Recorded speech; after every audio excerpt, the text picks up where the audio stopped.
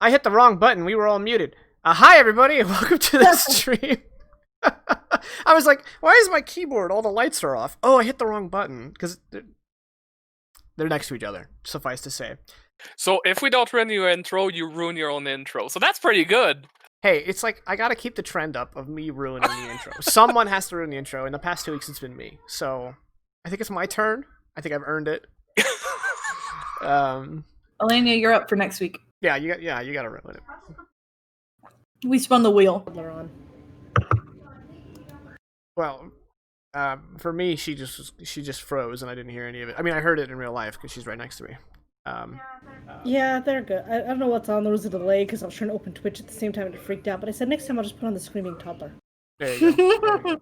Yeah, I can hear you better now. But right now, there's like a full 1.5 second delay between when you talk and when your mouth moves. I don't know what you did. She's a Chinese dub. Chinese bot. Just because she's Asian, I see. Oh wow, no, that's not what we were going for at all. French That's that people don't realize I'm Asian until I say it. Like, wait, what? Well, that's because anyway, I don't want to. I know why. Okay, I was saying before I realized I was completely mute was that welcome back to Diaroll Enfrost, Lost Horizon. We'll get there. Wow. Now I'm completely off rail. I'm completely done. This is gonna be the whole session, guys. Are you ready for 4 hours? Jacob was saying that the last few sessions we have been jumping straight into the action, and that this time we should remind people what has happened recently and to ease back into it. Yeah, and sort of very briefly reintroduce characters so that people aren't thrown completely into the deep end, because I'm really excited to play this particular campaign, and so I just want to get going. Fortunately... So we're fighting the Queen of Ice? No. Fortunately, I keep fucking up the intro, so it has gives us enough time to be retrospective about it. So, our little team here is the crew of the ship Involuker, captained, in big air quotes, by Hypoist, who is an alien species called the Silice, and he is a sort of a nonconformist, anarchist type who is sticking it to his rich parents by running off, not romantically, but running off with one of his recent friends, although they've been friends for a while at this point in the campaign, and that's Irene, who is a Exolvi, which is a formerly human, but through the process of hundreds of years of genetic modification is now superior. More human than human. And this Exolvi was once a loyal drone in the Sphere Mandate, the Exvolvi government, until she invented, in the attempts to revolutionize transportation, she accidentally invented one of the most powerful weapons that this region of space has ever seen. And being that she is a bit of a nonconformist herself, she did not want this to fall in her government's hands, and that's how Hypost and Irene met. Hypost smuggled Irene out of the Sphere Mandate. While this is going on, our boy Razik, formerly MD, still got a license, don't ask for it. he got caught up in some political subterfuge and found himself operating on an envoy, a diplomat from the Saldrosi Empire. And through no real fault of his own, he lost the patient. And because he lost the patient, it created a political nightmare that ended up making him a scapegoat for politicians to save face, which had him disbarred. And after thinking about it, Razik said, "To hell with all this, I'm out," and he left. And he left behind his wife, who is herself a politician, and would not leave. And he said, "I don't care, I'm out of here, I'm done with all this noise." So he went into the Wild Cluster basically to kind of rediscover himself. And he wants to bring his wife along, but she has other plans. In fact, she kind of wants him home, whether he wants to or not, because having a wayward husband is not doing good for her political career. Speaking of the Saldrosi Empire, they recently conquered the planet Passeron, And on the planet Passeron was an order of psionic warriors known as the Star Keepers. They were mostly human, and the Saldran species of the Saldrosi Empire really don't like humans, just as kind of like a stereotype. And so they basically wiped out the Star Keepers. However, two twins, Elise and her brother, managed to escape because they are Dorak, which is a canine humanoid species. They were able to escape because they weren't human, and they fled into the rest of the Fire Expanse, which is this region of space. And they became separated, and Elise, just kind of taking jobs, ended up working for Hypoa's parents with the task of bringing them in. But once she met Hypoas and Irene, she realized that they had a stronger conviction than her parents, one that appealed to her. She decided to renege on the contract and join the team. Since then, they've gone on quite a few wild adventures. They've rescued Coabula miners from mercenaries. They've fought bounty hunters. They've protected free clinics from gangs. And very recently, they kind of did some corporate sabotage for hire. Hey, don't judge them. It's a wacky world.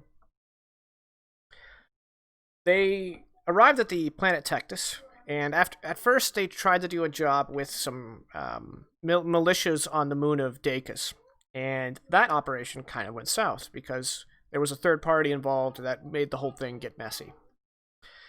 Then they were contacted by one of the megacorps of Tectus and given a job to sabotage the ethereal space elevator, one of 9 on the planet that transport agricultural goods off the planet up to the space stations where the majority of the people live. They succeeded, but there was an unknown complication. One of the mercenaries that was assigned with them was in fact a covert operative. Disguised as a Thuj, which are large horned, herd-like mammalian species. Disguised underneath that appearance was a Saldran of the Saldrosi Empire. Now, the team couldn't figure out what that Saldran was up to, but they knew it was no good, for obvious reasons. And they decided to leave him behind. Unfortunately, he completed his mission, and he caused devastating damage where they had originally planned to do only the most minimum damage possible to achieve the corporate's aims. Instead, they exceeded expectations in the most horrific way. Haley 9, the space station, took massive damage, explosions that can be seen from across the sky. And then the Saldran operative was captured by the rival corporation. And the last we saw of them, and this wasn't from the crew's perspective, this is for the audience, the Saldran was offering information. So we now come up to our crew. They have gotten back to their ship, the Involucre. They parted ways with the mercenaries who needed to regroup. Half their number were missing, dead, or not who they said they were. And they're going to go collect their reward, and they want to put all this behind them and get the hell out of this system. So we kind of come in with our crew of the Involucre here, having to deal with what they just saw. After their daring escape of using the space elevator to catch a ship midstream, which was really cool. And now they're back on the Involucre. They are owed payment by the Balarar Associates Corporation. And that's where we find y'all. Take it away.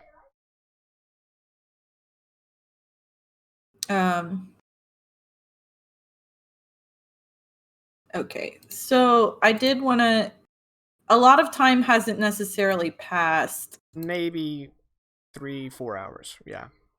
Yeah, so light wounds, moderate wounds, they're still hanging around? Yes. Okay, that's what I thought. Goodness, I am... Razik would obviously be trying to make sure that people don't bleed out until he can do proper healthcare. However, he's gonna turn to Irene and say, Irene, wasn't the payload supposed to be slower?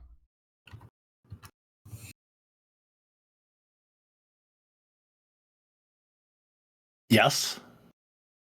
What happened?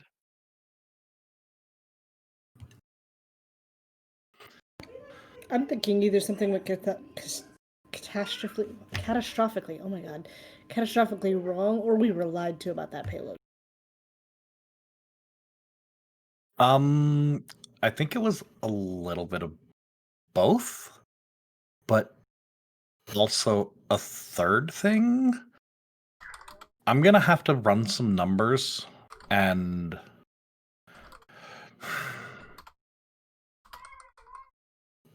I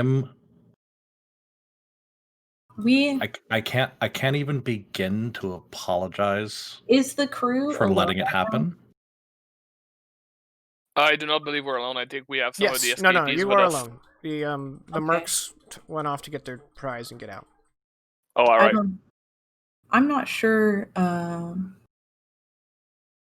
not sure necessarily that this damage done to that station, it was unintentional on the part of our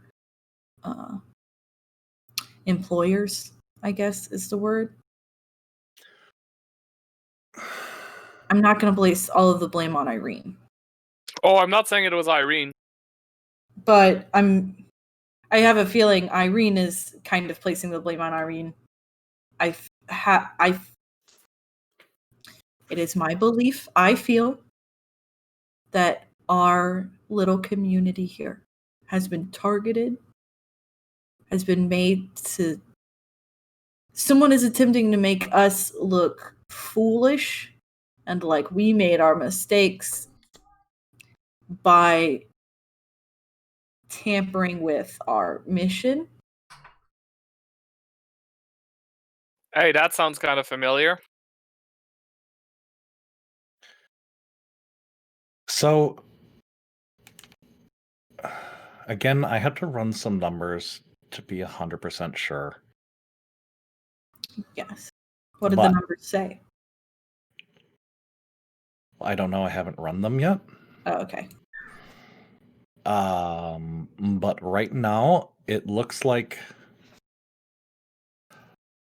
Long story short, this was fucked from the get-go, and I knew it, and I didn't say anything because I was trying to catch it before it went completely to shit, and I fucked up.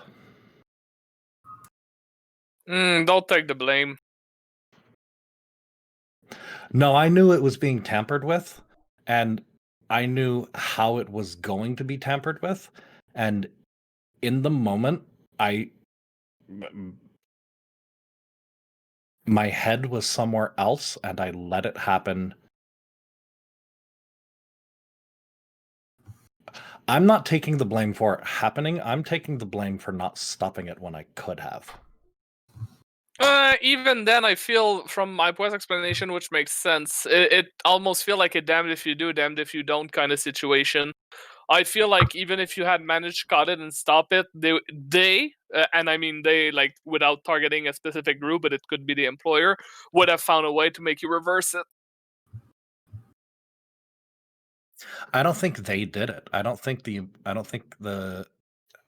In this particular situation, and this is rare, and don't ever expect to hear me say this again, the corporate overlords aren't at fault here. But that's why I'm saying a general they. It was no. There's not a general they. There's a very specific they, and it was that asshole that we left down there. He's the one that sabotaged it. He's the one that fucked it up from the get-go. He's the one that I didn't realize it was him doing it when I figured it out. I just knew that it was happening. It still could have been stopped, and I didn't stop it, and I fucked up, and I'm going to take the responsibility for that. And I'm really, really fucking glad that we left him down there so that he could either die when that shit exploded like it was going to explode, but we didn't want it to explode that way, or when the the corporate shills came in and blasted him to Kingdom Come. So, fuck him. Fuck what he represents. Fuck who he works for. Fuck these corporate assholes. Fuck everything. I don't want anything more to do with this. I'm done. Oh, on that we definitely agree. So we've passed the PG-13 rating. Yeah. With one sentence, yeah. No, this live broadcast is intended for mature audiences. With the work we did, it almost feels like we shouldn't have even turned down the crime syndicate. Honestly, what's the difference?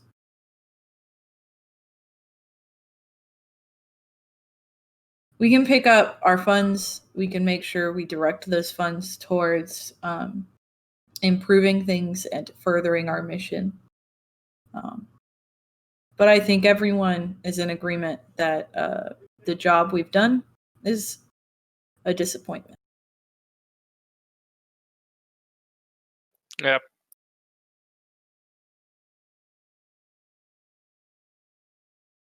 That's all I have to say on it. And then Hypo West kind of like brushes off and wanders off to like find literally anything to do.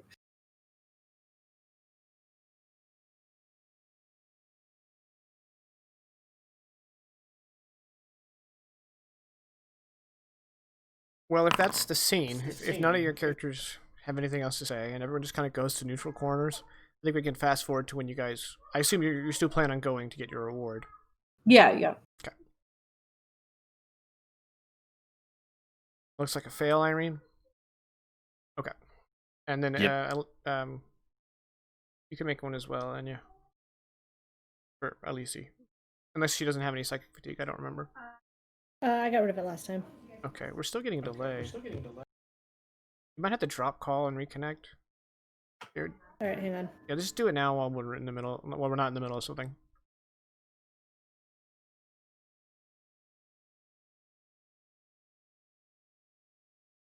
Okay, test. How's that? Less of a delay. I have a delay on my push to talk button while on my mute, but that shouldn't cause a delay in the stream. No, actually, it may have worked itself out. Okay. We'll work with it. So if Elenia's feed is a little off sync, sorry. You know, technology be technology sometimes. Okay. So the Involucre follows your stealth trajectory to avoid scan at the appropriate hour. Makes dock with Idom 5, I think? That sounds familiar, yeah.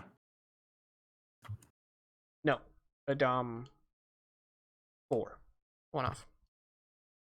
And yeah, and then you were brought before the executive.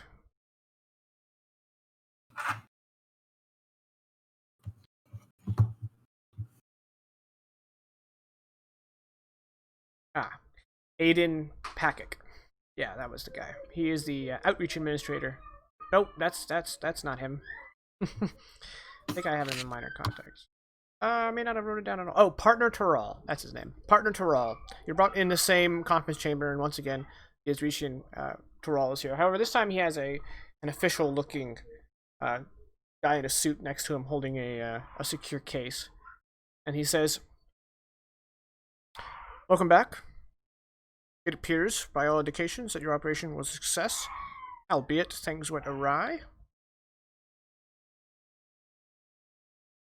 In addition to the masks we provided you, as well as any equipment we can provide you from a catalog, here is some ingots," and the guy with the case brings it over and puts it in front of Hypost and opens it. "This is for a job well done, as well as to facilitate your silence on these issues. Obviously, this entire operation has been done in confidence, and we hope that these funds would convince you to maintain our confidence. Now, if there's any equipment, starship upgrades, what have you, that we can provide you, we can negotiate an amicable list. We are quite pleased with the outcome.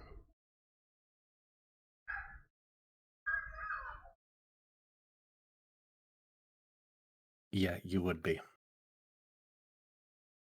Ultimately, we made it out and were able to achieve the primary objectives for the mission. So murdering a bunch of innocent people. I can't do anything for a wounded conscience, but perhaps these resources we can provide you can help you help others. Think of this as an opportunity. We do need improved equipment. Okay, so mechanically speaking, Yeah. you guys can ask for any class 4 item, regardless of its restriction. If it's military or restricted, you can get it. If it's class 4, tech level 7. Or on page 218, gear upgrades, you can pick up a +1 class, upgraded +1 class, an upgrade +1 class. Sorry, I don't know why. Because that's just today. So you can get one for weapon, or you can get armor, or you can get a tool, or you can get some kind of starship upgrade that could help in future adventures in place of I did those. consider that, yeah. And how would that work? Is that like one starship upgrade and we forgo all our items? No, Is that one starship upgrade? You each get one of these things. So you each Okay. get either a class 4 item, an upgrade, a +1 class upgrade, or a starship upgrade. Starship upgrades are more narrative than mechanical, obviously. Yeah.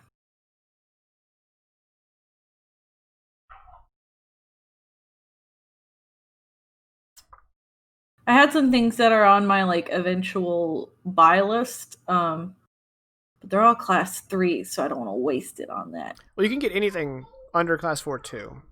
Yeah, but it feels like a waste to get a class 3 item when I could get a class 4 item.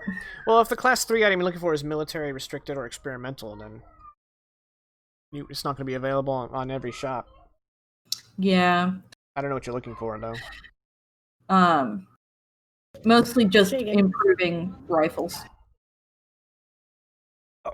Yeah, well, I mean, you can get the upgrade, the weapon upgrade. Just straight up strap an upgrade on it. A high power laser rifle has AP3, and it's 1d8, and has extreme range. So that's been on my list for a while. It's technically a class 3, but it's restricted. So, if anything, I would do that. But I want to look at some of the ship upgrade, or rather, I want to consider a ship upgrade. Because I think no? Get the rifle.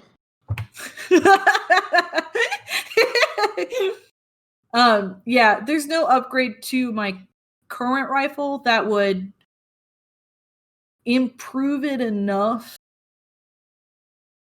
to compare with getting the laser rifle high powered. Sure. Okay. There is always the option of you hand your current rifle over to Irene and things happen to it. I mean, anyone with energy weapons needs to have a use of it, yeah. But I would say get the better one and then hand it over to Irene. Yeah. Whatever equipment you guys, if you take equipment, if you get weapons, specifically guns, actually in this case, you can also, if you grab a weapon, or if you want to upgrade your current weapon, in addition to the upgrade or the new weapon, you can add one customization from page 110. That's where it starts. There's a small list of customizations that kind of tweak some mechanics, or just add a small bonus that's not super. It's not like the upgrades where you can literally increase your damage or accuracy. But the weapon customization stuff, you can grab one of those with it. And then, of course, if Irene tools it with engineering, she can, of course, customize weapons basically on the reg. Well, I'm definitely going to do the high power then. Okay, you're going to grab a high power laser rifle, and you want to strap a customization on it? Yeah, eventually. That's in the arms and equipment guide. Yes. And I don't want to push you towards anything specific, but there is a magnification scope under the customizations, which reduces range penalties by 1, which for basically a laser sniper rifle might be really good. I mean, it's already got extreme. Right, but you still get the penalties. Oh, but it still gets the penalties? That's just how far it can go. Then then you reduce the penalty by 1. Cool. Yeah, I'll look at it. Yeah, I mean, there's a whole list of... There's 8 weapon customization options. And I might add some homebrew ones because I'm addicted to homebrewing. What? Jagan? Yeah. I expressed interest to you about building another full-size Cyblade. In theory, could I get the parts from these guys and then construct it myself? Yeah. Would they recognize what that is? That's what I'm doing. They might. I already know who I am, so... That's true. Okay, because a Cyblade is technically tech level 8, and... That's why I said the parts. I figured you're going to add some extra stipulation. Yeah, it's going to have to be... it's going to have to be some checks to actually build it. But yes, you now have the parts. Okay with that. Okay. I know what Irene is asking for. Okay. Ominous. Yes, but no. But I'm willing to set that aside if we want as a crew to get a ship upgrade. What I was going to ask for is going to be something for the ship anyway, so I can bypass mine and we can pick it up later because it's not anything that's super restricted. I just assume that it's probably kind of expensive. What kind of thing were you looking at for the ship for your item? Portable fabricator. Oh, pretty good. A super futuristic 3D printer, basically. All I could think that we would need for the ship would be either improving our computer security systems, or other similar kind of espionage cloaking type stuff. But a fabricator's really good. So I'm pro either of them. Also, I should note that the scrubbing you guys from Zaltec AI recognition, that's already in part included in the package.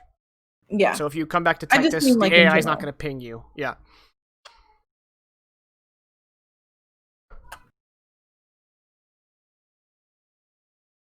Razik? I asked a question in the chat. I'm assuming the answer will be no, so for now I'm still in the Foundry looking. Chat? Cyberware had a question? Absolutely not. However, keep in mind that Cyberware, for some reason, I guess they wanted to do this for flavor, obviously, but it is a little confusing. They instead of using class numbers, they assign a grade. It's either Sigma, Eta, or Alpha, Eta, and Sigma. And I believe Alpha is class 3, Eta is class 4, and Sigma is class 5. And supremely restricted. Right, so you can get cyberware that isn't the highest one, which I think is Sigma. I think Sigma is the one. Yes. Sigma's the highest. Yeah, you can't get Sigma, but you can get Alpha or Eta. Eta? Eta? Eta? I would go with Eta, yeah. Eta, okay. Eta. You can get Alpha or Eta. Yeah, Alpha is like common, everyday, like anybody on the street with the money can get that. Eta is for professionals. And Sigma, and Sigma is for shit. is those people don't exist.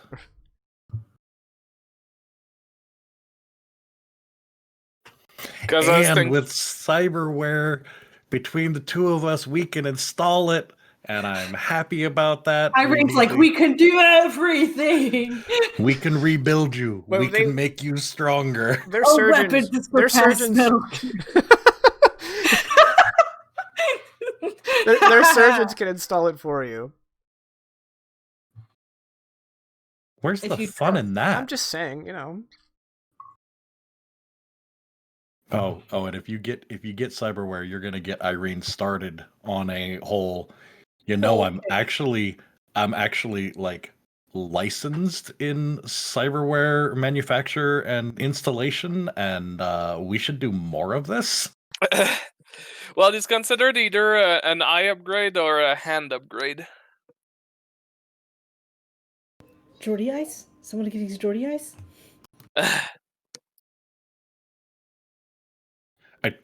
I think the equivalent of that visor is actually in the book. It's just not a visor. Yeah. He gets the actual eye implants in first contact. Yeah. So out of curiosity, Jaken, if I do get an eye replacement, I'm assuming since the raptor sight, of Ezretian's trait reduce range penalty by 1, this trait does not stack with scopes or optics. That would not, even if I only change one eye, that would not, since it doesn't stack with scope or optics, it would not stack essentially. Bruh. I wasn't ready for this. If you replace your Ezretian eyes, I reckon you'd lose your Ezretian eye sight. Yes. Yeah, the trait for it. If I replace only one eye, because you can only have one eye change, then you it would fuck the vision if you try to use both at once. So it would be one or the other. Yeah. Yeah. You wouldn't have the two working together for that. What do you see with your Ezretian eyes? Depth perception. I mean, What you could kind always. of- Sorry, go ahead. I was just gonna ask what kind of benefit comes with like a hand upgrade. Bonus damage, increased melee prowess, and I can crush stuff with my hands. Would you still have your claws ability? Yes, it's a glove essentially over my hand. It's an exo wear. It doesn't replace my hand. Instead of replacing an eye, you could go for a targeting reticle. It's different bonuses, but it won't remove your Ezretian eyes. Yep. No, I'm still looking at it. I haven't decided yet, so I'm gonna consider There's all also the the option of improving the medical, like actually effectively making a little bit of a medical bay on the Involucre. Yes, I'm also considering that. Yeah, that's what I thought of first thing was like, I wonder if Raziq's gonna actually improve our medical bay from a school's nurse station to like proper. If you guys would like, we can just transition scenes and you guys can come back to your reward. That way we can like move on. But if you guys think you're gonna be too hung up on this, then we can hold here until you guys choose it. Well, my main worry is that I'm gonna be reading stuff, so I might be slightly distracted. I went ahead and just gave myself the rifle. Yeah, like half of you are done, the other half is still debating, and that's fine. If Yeah, you guys want, we can keep going. It's up to the people who haven't chosen, really. I haven't chosen an upgrade to it, but I'll just let you know what it is. It'll probably be the scope. I can read and listen, so I mean we can continue. Holographic sights. I know. I've been considering it ever since you got them. That is a upgrade, I think. Oh yeah, that's an upgrade, not a customization. Yeah, because it is actually, mechanically it's better than the magnification scope, and you can have both. Doesn't have the high-powered laser rifle doesn't have a mag. Every weapon has a mag. If it doesn't list a mag, I think that the default mag is either 10 or 20. I don't remember, but it's in the book. Brain says 20 for energy cell powered weapons. I mean, my normal laser rifle has a mag of 50. Right. So if it doesn't list a mag, any firearm or energy weapon has a default mag of 10. Which you guys are supposed to be keeping track of. Yeah, I do. Is there a page for the ship upgrades, or is that Teacher of the Mind? That is narrative. So if you can tell me what you want, we can probably make it happen. Just be clear with your expectations, so that I don't give you a lemon, a narrative lemon. Yeah. Well, I mean, if we went with the ship upgrade for the infirmary type deal, we'd probably convert one of the 4 bedrooms, the one that's not in use, into an actual med bay, like a fully working med bay. I'm not expecting a surgeon table, but I'm expecting like a bed where you can sterile bed where you can put people and all the medical cabinets and whatnot that can fit in a small space. Yeah, that's totally doable. I'm behind that one enough that if you are dead set on the cyberware, I will bypass my portable fabricator to make that happen. Because again, the portable fabricator is not restricted. It's class 3. We can get that later. We had the In fact, no, I'm putting my foot down. That is what Irene is going for. She is going for the med bay. Oh, you're Done. going for the med bay? Yep, done. Okay. So the one room you're not using is going to be converted into a med bay. Yeah. All right. And they even We have don't have a guest room anymore, though. They even have a little robot that sterilizes the room. A sterilization drone. We could use one of those. I can upgrade that. There is a listing for a medical robot in the not the base book, but the other thing we got. Yeah, This the isn't a equipment. medical robot. This one's literally just like a little ball that sterilizes cleaner the bot. room. I know, but I was gonna suggest that to Irene as something It's to a look It's a at. flying Roomba. It's a flying Roomba. We had the same It's thought. a medical Roomba. Yes. I can still upgrade it. Sterilization can have so many different meanings. Yeah, like translocation does. It's a very sterile method of, making someone go away forever. Yeah, it definitely doesn't have the messy tag. Missy Joes. Hope someone gets that. Yeah, I did. Oh man, I could have gotten an exoskeleton. Instead, you got, a super high-powered laser rifle. Yeah, it's fine. Well, since I'm the last vacuum one armor's to still pick, good. you guys can keep going. I'm going to keep reading. Okay. Should have a decision pretty quickly. So I think the next thing, I assume you guys want to leave the Maz system, or do you want to stick around? Yeah, I think we're leaving this system for a little bit. Yeah, I think the initial plan was we were going to stick around here for a little while and see what we could do. But at the moment, laying low might be good.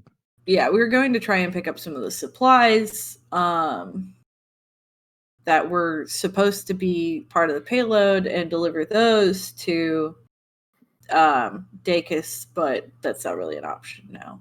Right. Yeah. Okay, so you are here. Also, who's not... For some reason, I don't see one of you on this screen. Is everyone on this screen? In Foundry?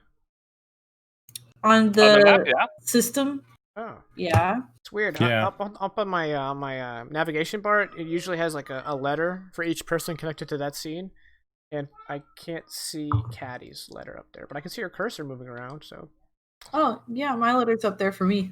Foundry's still in beta. Okay. You guys are here.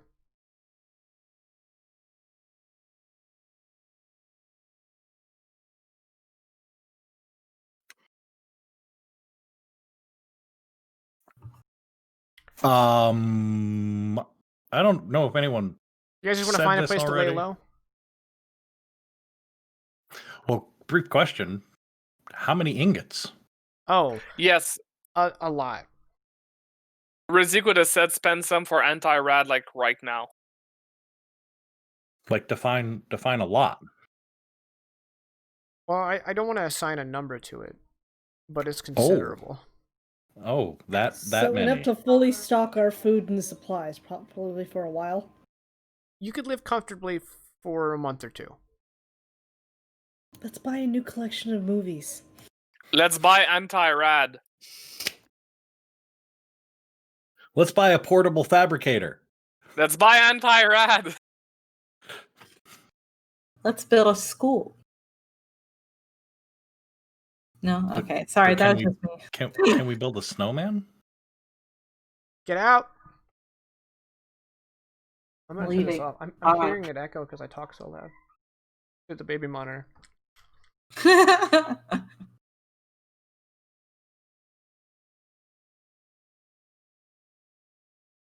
Oh, where to go? Where to go? I mean, if you guys just want to say we want to lay low somewhere, I can give you all a place. Or you can go back to that crazy space station that you were at before. We kind of caused some trouble there. Yeah, but you cause trouble everywhere you go, so... This is Also, accurate. that is a Yeah, we highly don't really- decentralized location. We don't really return to places. All we have is a list of places we've burned. Yeah, All we have is a list of the bridges we've burned. we'll burn that bridge when we cross it. Yeah, that's exactly our kind of MO right now. We're going to lie. Well, okay. Do we really want to lie low? Mostly we've been kind of making noise to attract Empire attention away from the place we just left. But that kind of creates a chain reaction of having to leave those places and make noise somewhere else. I just feel like if we're a really loud rebellion, maybe something will happen. But we could also get assassinated. So those bookends that you can click on, those are the planets or the systems you've been to, and that information in those readouts, your characters know. So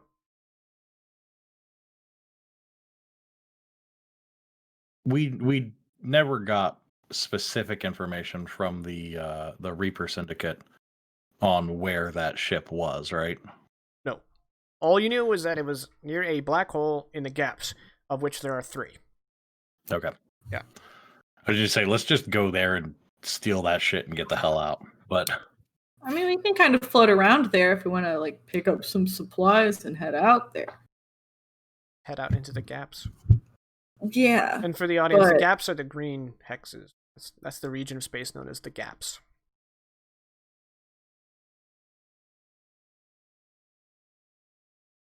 And for y'all, in case you guys are like, what the fuck is he talking about? I don't want to be the one to ask. Oh no, that was totally for the audience's edification. I just wasn't looking right at the map. I was looking at the character sheet.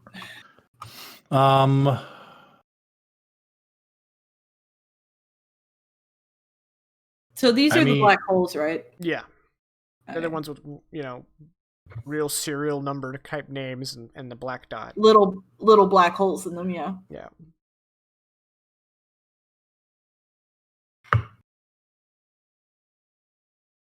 Jake, and I'm really considering a grenade launcher. I know we moved away from the equipment conversation. That'd be pretty metal. I don't feel like it's really my style though. I mean, there are non-lethal grenades. Or less lethal, in some cases. there's also lethal grenades. There's also super lethal grenades. Just throwing that one out there.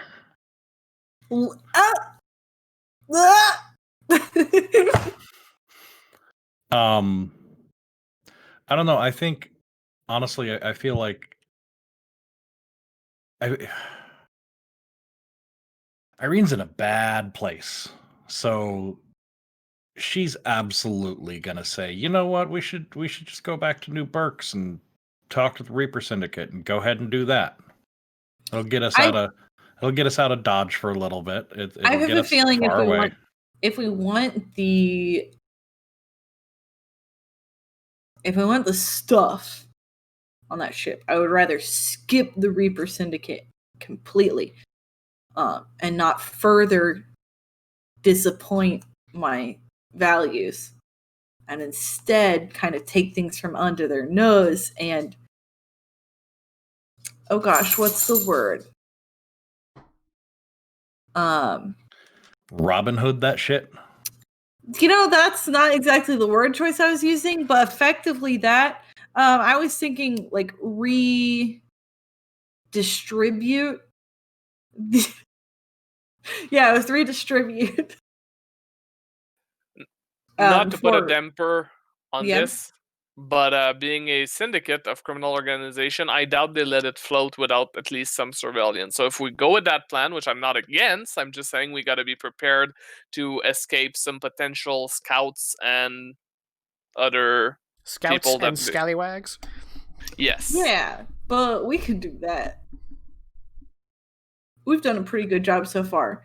Now, I would rather kill scouts and criminals and scallywags than I would kill innocent people trying to make a living on a farming planet. Scum and villains, as it were. Yes, exactly. Gosh, Irene gets me. Unless Isley wants to know your location. I just want to talk. Stormtrooper has left the conversation. question. It wasn't the chat he was looking for. As a Starkeeper, one of our things is that we went and we, quote unquote, helped other planets to find freedom and justice. Are there any that Elise knows of that we never got to? I mean, you probably have cursory knowledge on most systems near, that one. POTUS, which is where the planet Passeron is. So like the Berg system, probably the Cano system, maybe this gray region, which was the dark gray. That's the Crest League, maybe even the Crest League.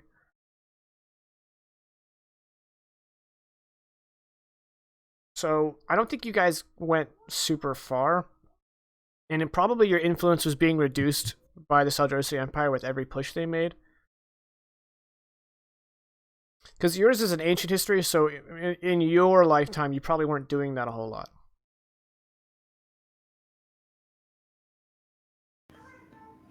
Ah, crap, there's a delay still. Okay. Yeah, well, I share what I know with them and let the captain decide. Yes, Caddy. Crew morale is at an all-time low. That tracks. Even after the harrowing defeat of 04.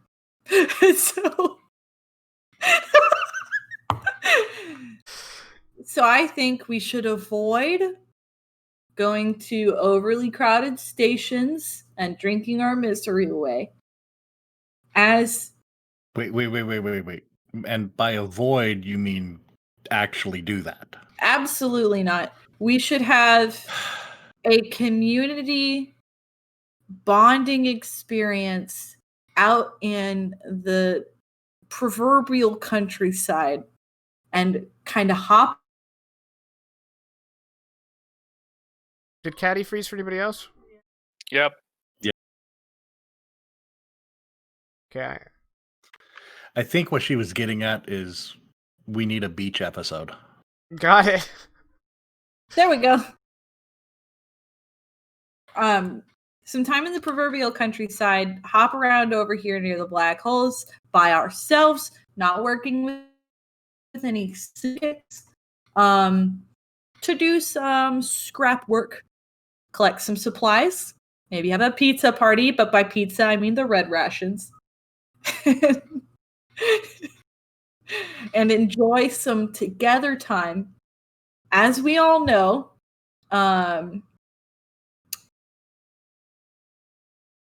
intimate groups of adult individuals only improve their bonds by being locked together with no escape for long periods of time.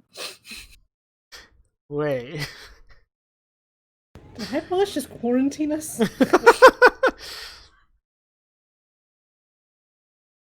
We're going to do trust falls. We're going to make friendship bracelets again. We're going to have group dinner. We're going to have group dinners.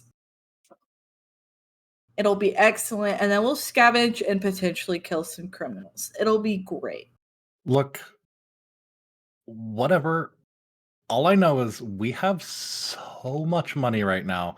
If we don't speaking of your red rations, if we don't get some real avocados and real bread so I can have my avocado toast, We should get some I'm breed. gonna translocate all of you. I feel Yes, I think getting some nice food before we head out would be lovely. I feel a little called out. Just saying. Wait, About the adults trapped in No, about the avocado small toast. spaces I with feel called avocado out. toast. Yeah. If you haven't had avocado toast with brie cheese and honey on it, you're missing out. One of the things I make is like turkey avocado egg sandwiches. And when my brother found out that I was making that, he's like, "Bro, that's so millennial." So what? I am what I eat, I guess. There is a planet that is an ocean world with artificial beaches. Yeah, when you cut out, I kind of was like, I think what Hypoist is getting at is we need a beach episode. I mean, it's probably one of the tamest planets, in nearby. The wild cluster is, as the name suggests, wild. Yeah. No, I think we should still do something that makes us feel productive and drives us somewhere. I just don't necessarily feel like we need to go to the Reaper Syndicate to ask permission to do something that's floating around. Fair. It doesn't belong to them more than it belongs to us. And we don't like them. Also fair. Steal things from under people's noses. Steal things from other people's noses. Steal things from other people's noses. Yes. I mean, why not? It could be fun. Good. I wasn't actually asking. It is what we are going to do. I Or love was that. it democracy again? No, you're in My anarchy, which means one person is in charge. My name is Hypoist, and I'm not actually a captain. We like to vote for things, but I make all the decisions. Fuck what you think. The term is head anarchist. Yes. Like the man who was Tuesday. I'm a big Chesterton fan. This group is so much fun. Okay. So it sounds like you guys want to heist the Reaper Syndicate's control carrier. Hell yeah, we do. So to that end, you probably need to go back to New Berks because you need to know where it is, right? We're not gonna tell them. Or you We're gonna you go could just check. To clarify, it is not the Reaper Syndicate's control carrier. It is an Exalvi control carrier, technically and it's no one's. It's a derelict. and well, as the only Exalvi out here, The only one. You did Squatters' tell the rights. Reaper Syndicate you weren't the only exalted. shh. The narrative changes to fit the needs. All right. Yeah. So are you guys going to go back to New Berks, or are you going to just kind of pick a black hole and hope for the best? I was gonna bounce from black hole to black hole, unless we can go to New Berks and kind of like try to do some hacking. Okay. Elenian, can you move your cursor? It's on top of a black hole. I didn't want to lead them on about. So only one of the black holes is close enough to another system that you don't need a star chart you can just get there. The other two are more than 1 parsec away, and anything that's more than 1 parsec away, the reason why you have to follow hyperspace routes is because a remnant of the Empyrean Age, the time before the regression, they had these artificially created what they called hyperlanes, which were these strips of space that if a ship entered them, it's basically like getting on an automated. It's like getting on a monorail for starships, where you can just zip from the one side of the galaxy to the other on these hyperlanes at insane velocities. And then there were points where you'd come out of it. They were basically like bus stations almost. Now these were maintained by huge, like, rings that regulated the hyperspace moving through it and all that. But since the regression, those rings, they're not being maintained. Some of them were outright destroyed. And this region of accelerated hyperspace, which bleeds into normal space, is now called is a phenomenon called the hyperwinds. And the hyperwinds are basically space storms where they're invisible, they're completely undetectable until your ship hits it. And then your ship will be carried by the hyperwind. And if your ship survives the turbulence, it may be trapped in a hyperwind forever, or it'll eventually get dumped out in a random part of the galaxy, which could be many thousands of parsecs away from your home. So that's why exploring space is extremely time-consuming and an effort, a laborious effort, because even though these hyperwinds, because space is vast, so even though these hyperwinds are few and far between, it only takes one strip of hyperwind to just and your ship's gone forever. You could a ribbon of hyperwind, if you will. Well, yes, but unlike the ribbon, unlike the Nexus, it doesn't move. Or it's so unlike a current either. Right. It is kind of like a river in that it's stuck in one's place. But it's unless someone marks it out, you can't know it's there. It's invisible I was and thinking undetectable. current like in the ocean, but yeah, Right, it's more like a river or stream that you can't see until you're in it, and it's Right. very strong and white wrapped. Yeah, exactly. So you could roll the dice and punch a course through unknown space, but if you hit a hyperwind, it's going to be a new campaign. Or, this campaign, but with an entirely new setting. Or you can be dropped in the middle of empty space with no populated planets until you run out of fuel and die. So, yeah. That'd be fun. Survival theme. Cue the Minecraft music. And then there'll be zombies somehow. Zombie Yeah. survival. There's no way trapping all of us on the ship for extended periods of time trying to survive could go poorly. Not at all. I don't think these characters are ready for that, built for that. No. Many No. advancements in translocation would be made, though. At least 3. At least 3. Yep. Eventually, you might be able to translocate yourself out of the sticky situation. Well, that's the goal. I meant like literally be able to actually use the translocator for its intended purposes. I realized that was really dark.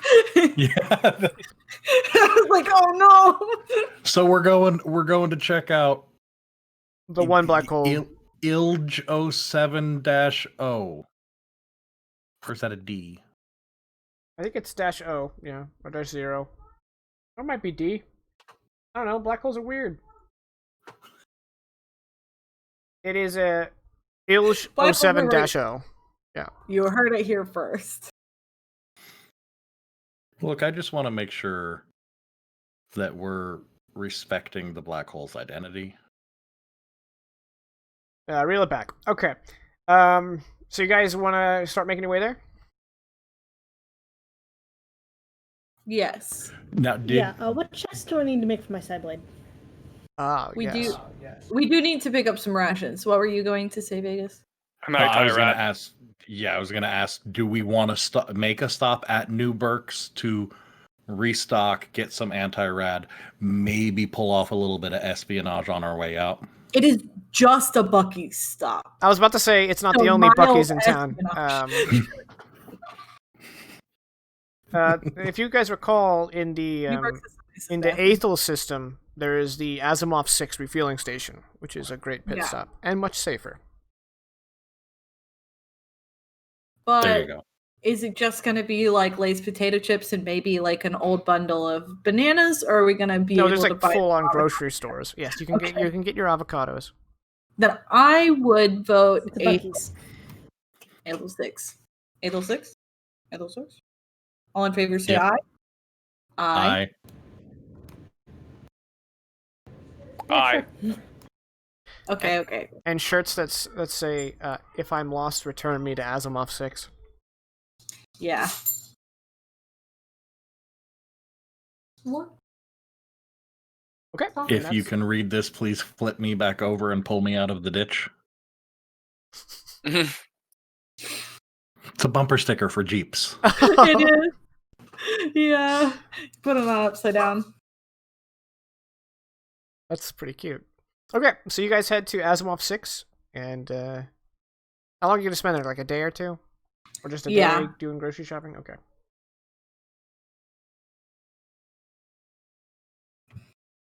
Sideblade, what I need roll.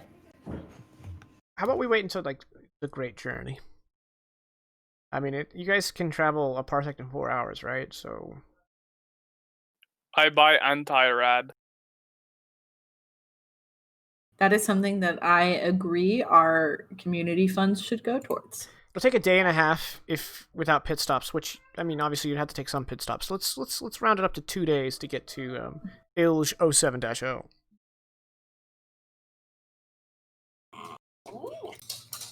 Was that your dog? Yeah, I thought it was like your phone. She's trained to not bark inside, so she has inside voice, but inside voice is usually her going like, ah!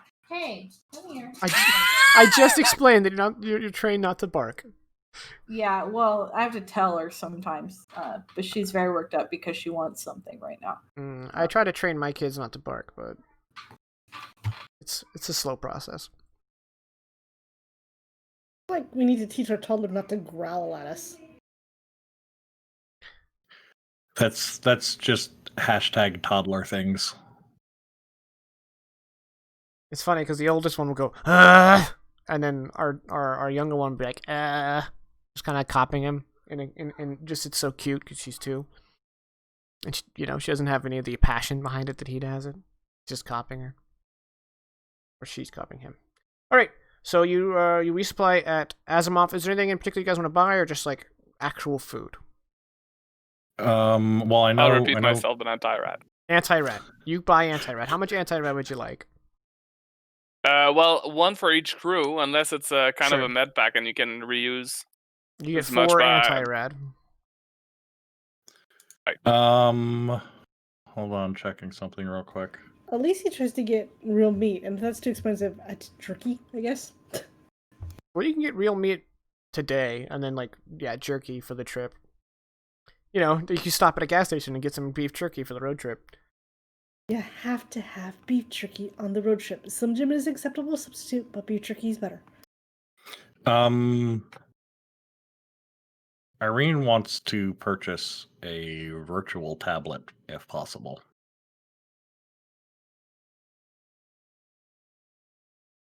What's the class? Class 2. Yeah, you can get that.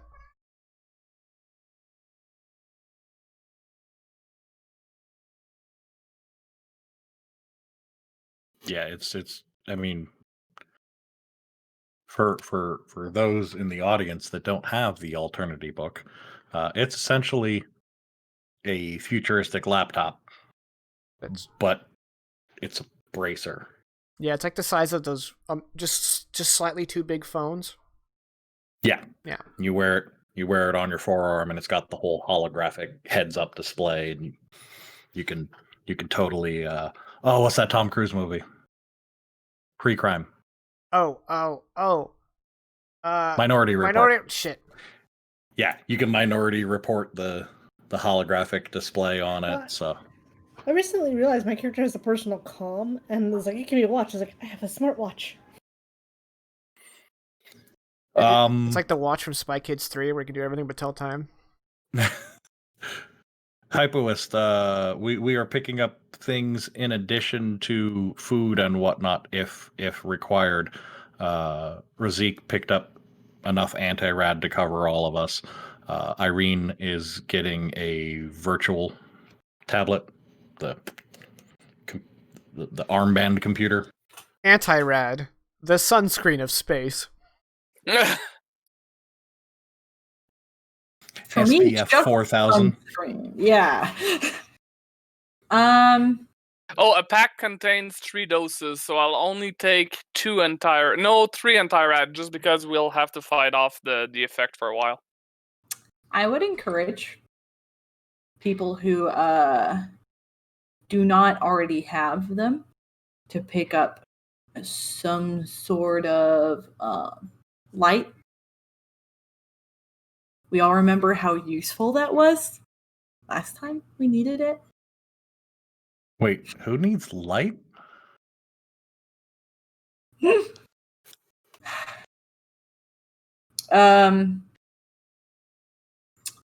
Yeah, we already have the comm link.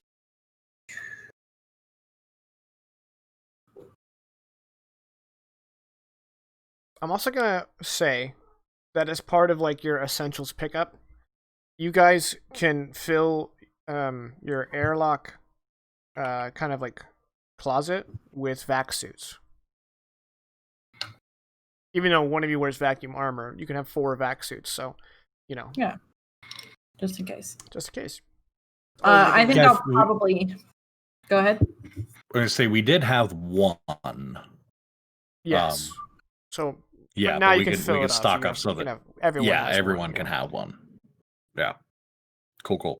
That's just kind of like spaceship necessities. Kind of like anti-rad, to keep the sunscreen.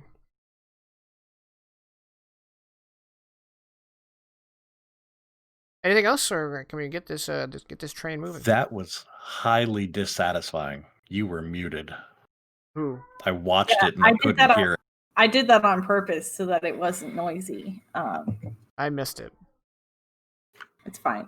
Oh, well, thank you, but don't do that again.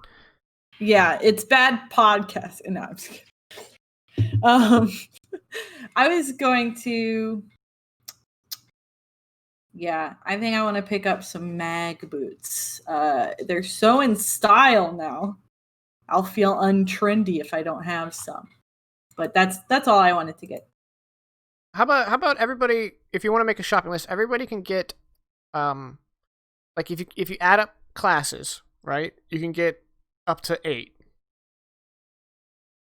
Now, I want to. Oh, good. Except anything higher than class 3, like you can spend your whole budget on one class 4 item, and obviously if it's R, X, or M, you have to talk to me about it. Probably not.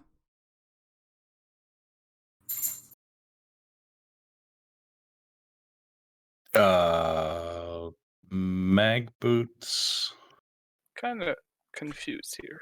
are 1. Anti-rad is 2 per. Oh, is it class 2? It is class 2. All right, so that's all of Razik's buys then. Okay. Rip. Okay, and then you guys can come back to this. That's your budget. You guys can come back to it. And then we can go ahead and the 2-day journey to the black hole. In that time we know I have a that. Question. 1 second. In that time we know that Elise wants to build her side blade, which is probably gonna need Irene. And is there any other plans for the 2-day journey? Things people want to get done that require me to know about it? Irene's just going to be recovering from her brain burn for the most part. Right. How often can you make those? Is there any natural recovery for that? Yeah, 8 hours of rest. You automatically drop 1 level and can make another check, and then you get to make a check at the end of every scene. Okay. So with 2 days, I figure that's 2 jumps of 8-hour rest. So yeah, drop 2, make 2 checks. Yep. Okay, I'm just gonna do that. And super now your quick question. While everyone else is talking.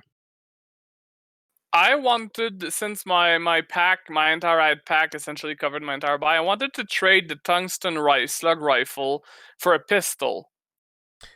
If I recall, I have it right here, so I can just look it up instead of putting my foot in my mouth. Yeah, the tungsten slug rifle is a class 1 item, so I think pistols are class 2. Yes, so I might need somebody to spare me a class, like help me buy it. But now I have another question, because the light pistol, which is the one I would go for, because it's already better than the tungsten slug rifle, has no mag. So does it shoot only 1 bullet and I have to reload? Default mag is 10. Also, light pistol, Okay. I believe, is a lower tech era. You will probably want a flechette. pistol.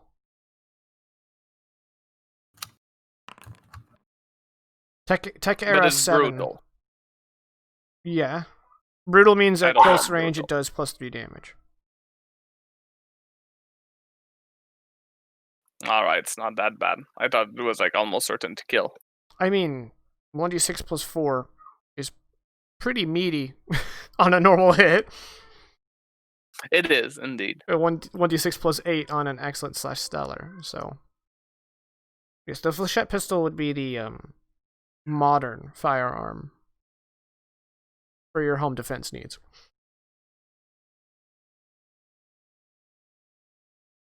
Okay. Range is close.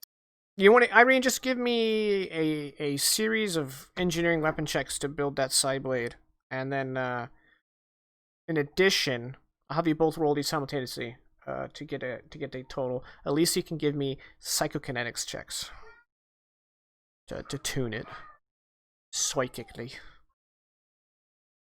Roger that. Just gonna verbally calculate it out again just to make sure I'm right. Engineering automatic +1 for being expert, +2 more for being spect, and Exalvi super spect. So that's +3. I do have access to my toolkit, so that's an additional +3. I'm at a +6. Okay, and you guys can make a total each of 16 rolls, but that constitutes both days of just tirelessly working away at it. You need a combined 10 successes, and one of you has to fail. I mean, has to succeed at least twice. So you both have to succeed at least twice. So there needs to be at least 2 psychokinetic successes or 2 engineering successes. Okay. So you guys can go ahead. Oh, those are some good rolls out of the gate. An excellent. So there's your 2 successes. Hey, Jacob. Hey, me. Brief aside. Would Yep. an AT hover bike fit in our cargo bay? Yes. Nice. Okay, I'm getting one of those. Sick. It's class 3. And then how many successes did you get, Irene? What? Muted? Say again. What did you get with your 20? That's stellar. Okay, so you guys are halfway there in an hour. Go ahead and give me another check. Jesus. So that's stellar. Uh-huh. Well, that's a fail for me. All right, go ahead and again one more time, guys. Probably last one. That's a stellar. And Irene in with the cool 37. Yeah. So in 3 hours, you guys build the side blade. Congratulations. Okay, so I want to do some role playing here. Okay, go for it. Oh no! okay. Don't do that to me. No. I'm gonna attach my pommel onto my new one, and then I'm gonna pull out my short blade one and hand it to Irene and be like, "I want to try something." I hand it to her, and then I tell her how it would activate, and I tell her to try it.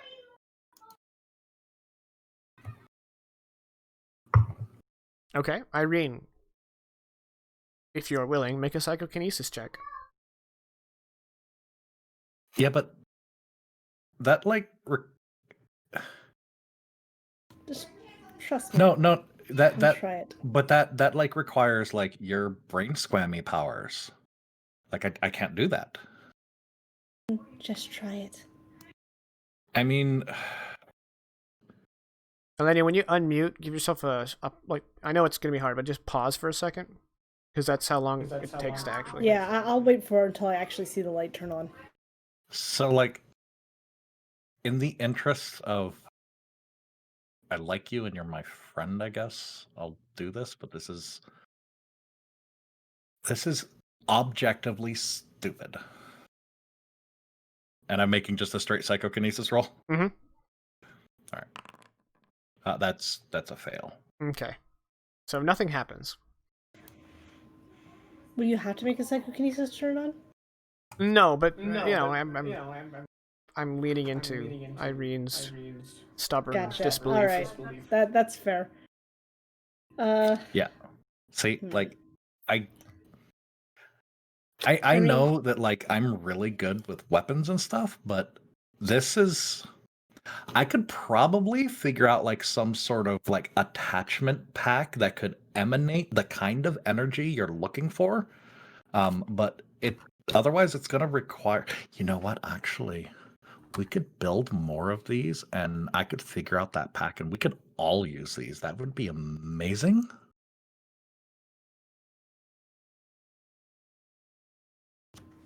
I mean, do you remember what happened when you screamed back at the elevator?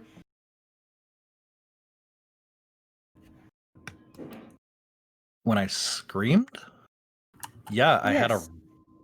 raging migraine. I was not prepared for that level of outside stimulation.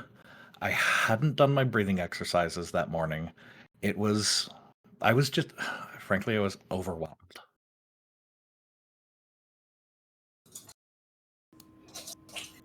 I suspect it might be more than you think it is. It was a really And bad Irene? headache, so I mean, Irene, I need you to trust me, and I need you to try this, and I need you to focus. And I just want to like calmly talk her down and try and do this,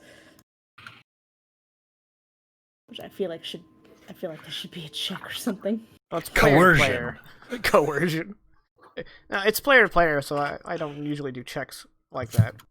As a rule. Coercion would be I pull up the side blades and go, do it! Yeah, no. That might be what's necessary. I would make this like an empathy check, because you're trying to, relate. Oof. No, you don't have to make an empathy check. I'm saying if I did. You just say because oof, Exalvi. I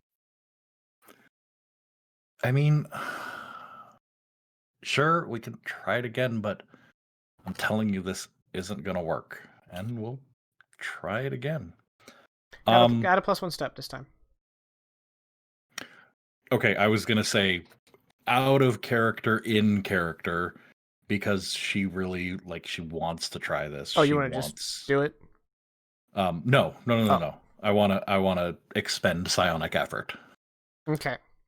Because she's having me focus. So, I don't remember what kind of a step bonus that is. That's +3. And I'm still giving you the +1, so it's going to be a +4 total. Oh, okay. So I will spend that, and then I will, even though this is going to probably put me back into brain bleed. So, I mean, that's success. That's the excellent. Well, Excellent. It's an excellent. Since this is all for narrative's sake, because you got an excellent, I'm gonna give you a +1 step on your psychic fatigue check. Okay, that'll help negate some of the penalties I have on said psychic fatigue check. Did you already make your checks for the 2? I did. I failed the checks, so I only went down to level 2. Okay. So level 2 is a -2, right? I strongly believe. That sounds right. That sounds right. It is right. I somehow turned to the exact page. God works in mysterious ways. So I'm at a -1 then. Okay. -1. That's a fucking fail. Okay. So it hurts, but you turn on the short side blade. And I will scream again. Okay.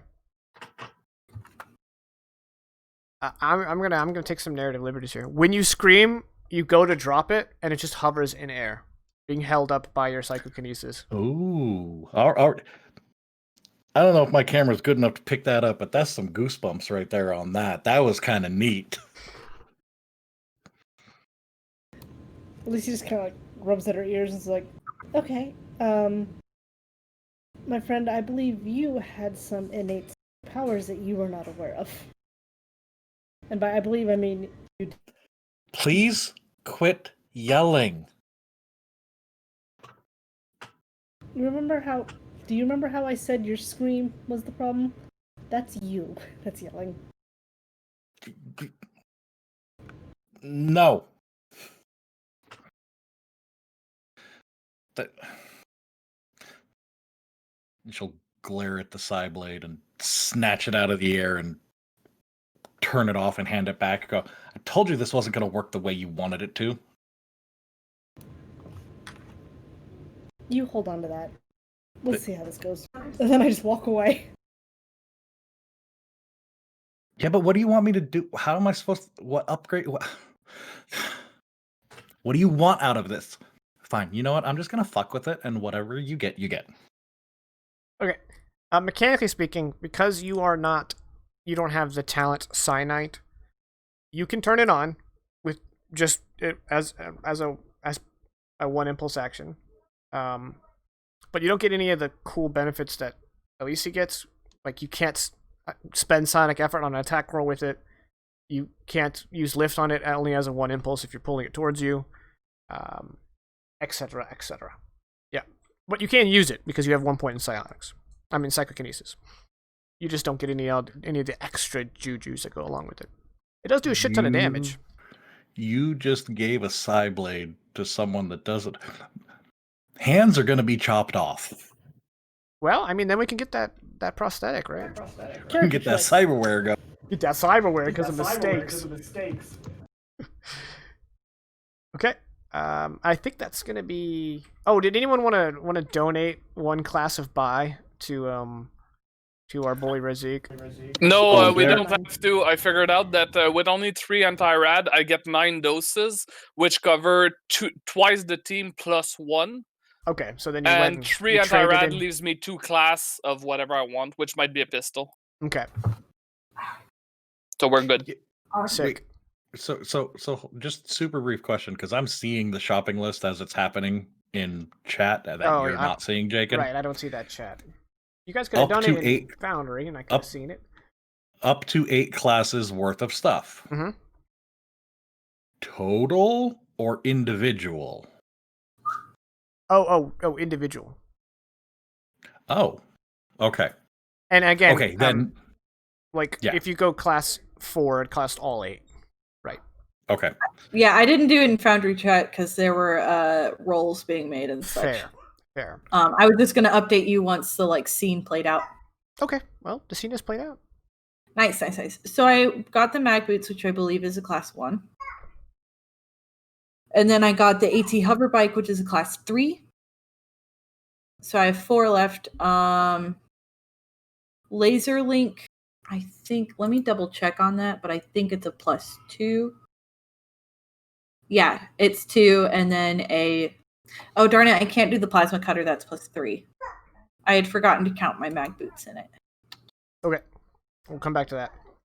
Yeah, I just won't be getting the plasma cutter. I have 2 leftover classes. Okay.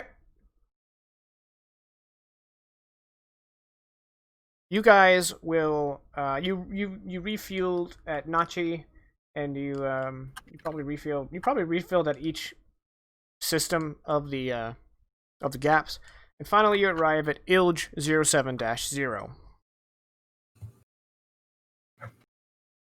You drop out of hyperspace a safe distance from the black hole, where it's on sensors, but it's not, eating you, as black holes are wont.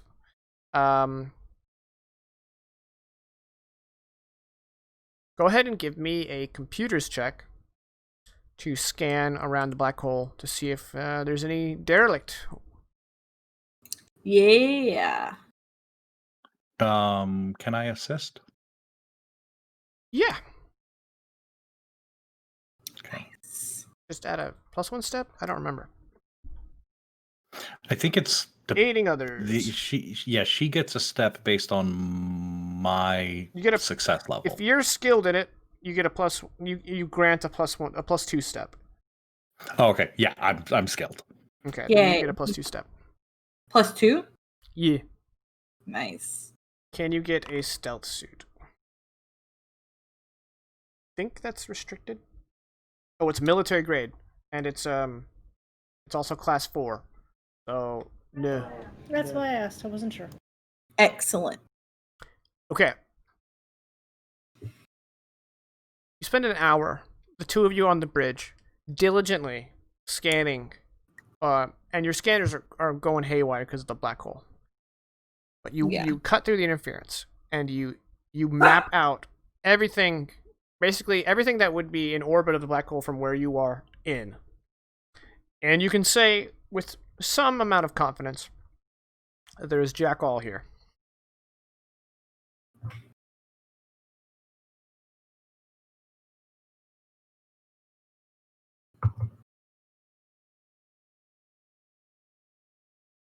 So it's one of the other two.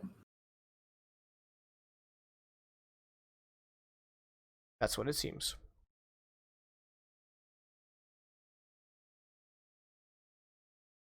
Jacob, I hate to go back to purchases we've made. Yeah? There is a class 4 item that's not restricted in any way. Instead of a hover bike, it's a flyer sedan. I said if it's class 4, though, it costs all 8. Yeah, that's what I was going to wonder, if it would still cost all 8, even though it's not like a particularly rare item. I wasn't sure if it would fit in the Involucre either. A sedan? Ooh, probably not. Let me look at the... Yeah. Yep.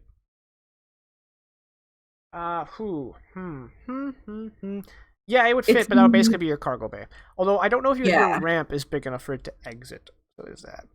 Yeah, and or get on. Yeah. So you'd have to make modifications to your on ramp, but it would fill up your cargo bay basically. It's just, it would have been preferable to like a single passenger ATV capacity. Well, not even an ATV, it's a bike, 2 wheels. But I'm gonna just continue on with the hover bike. I don't actually have points in driving, so that will be something I'll have to put points into. AT is all terrain, of course. Yeah. My Arma brain was saying anti-tank. I'm like, who needs an anti-tank hover bike? That'd be pretty good. That's fine. I was just making sure. So it's not likely that anyone has made any sort of map or information about either of these two locations. Correct? The two others. Yeah, no. If there's no line to it, that means it is. If there is a route, it's not public knowledge. Okay. What about private knowledge? Well, that is, as it may be implied, private. Yeah. I can't think of who would have information on those particular regions. It's not necessarily in Saldrosi or Sphere Mandate space.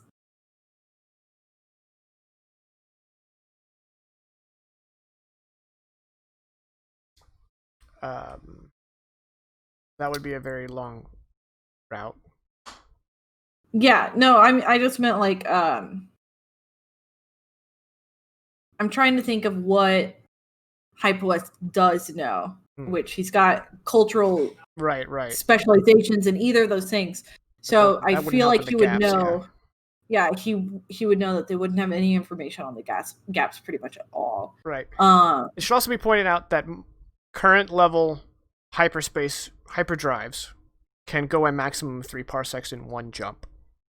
Yeah. It's not to say you can't jump to dead space and then jump again, but fuel is a factor. Most ships, such as yours, can only have fuel for 2 full jumps. You have enough fuel for 6 parsecs, basically. Each of these hexes is how many parsecs? 1 parsec between the 2 hexes, yeah.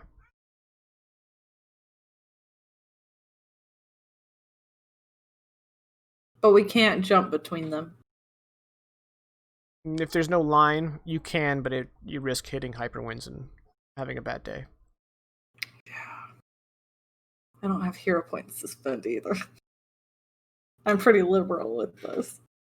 Loosey-goosey.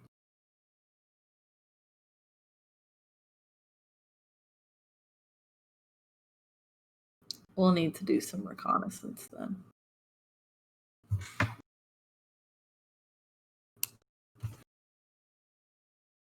We do know it's either one of those, though. I mean, yeah. There's no other. Black holes are much easier to detect than hyperspace winds. I mean, we on Earth, without we barely left our gravitational pull, and we know where black holes are. So yeah. Exactly. But I'm not willing to 50-50 try to get out there when it's so dangerous. And then only to find out that it was the other one all along. 50-50 are not good enough odds for that. Mm-hmm. So yeah, we're going to have to do some reconnaissance, but I wouldn't mind doing some recon close to here, seeing if there's evidence of the Reaper Syndicate kind of like being active in any of these like the planets in the gaps. Okay. Do you have a particular one you want to recon, or just the closest one, which would be the planets of Calamides? Yeah, I think probably that one. Unless anyone has any better ideas. We are a community-led ship. Okay. So that looks like what we're going to do. Well, Calamides is a system that the gaps are far less civilized than even the wild space. Some planets can be very tame and cool and Gucci, and other planets can be crazy. Mm-hmm. For example, in the Calamides system, there is a planet called Garbar Zuzane, which is a prison planet controlled by AI. Which is a little scary. However, there is a research base called Cadiz 2, which is where you can stop and refuel, and they are basically studying the 3 populated planets of Calamides. Each one is its own variant of inhospitable. So you can come to the racer station and ask around.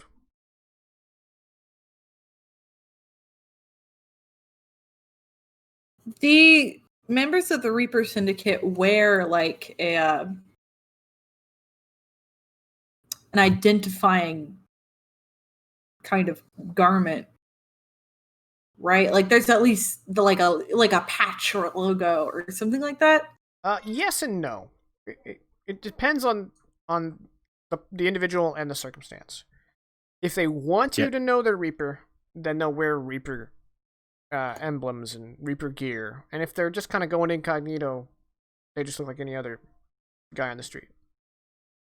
And woe betide the prospect who wears the patch before earning it.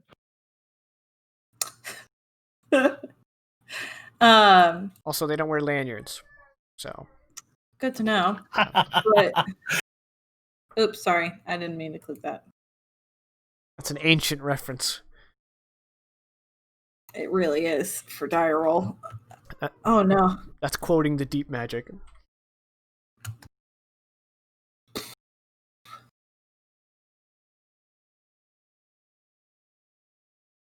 I feel like they wouldn't be hiding their presence here.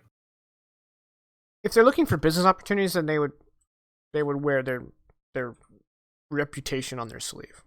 So I just kind of want to be on the lookout, at least at the station, for obvious Reaper Syndicate members, trying to see if they're nearby at all.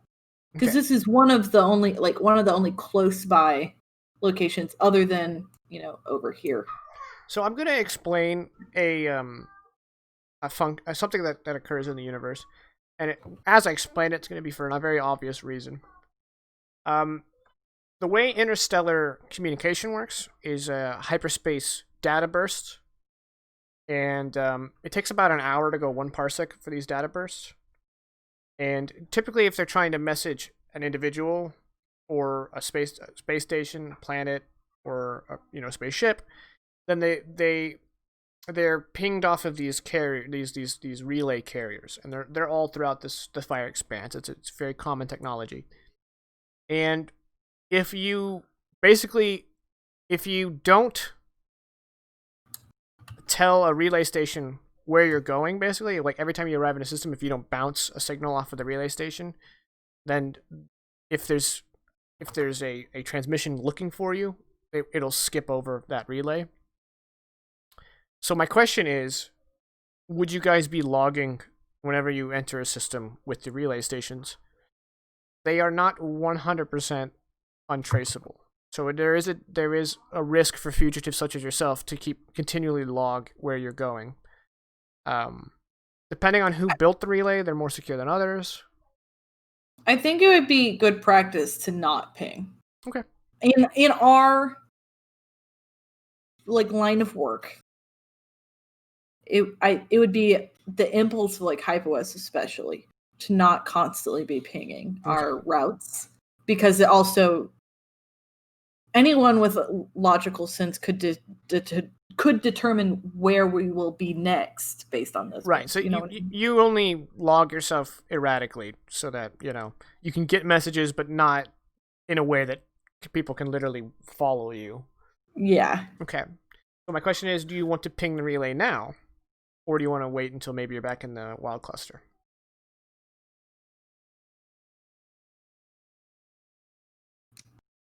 No. Okay. I think we'd wait. We mostly want to be known for being in roughly the wild cluster space. Okay.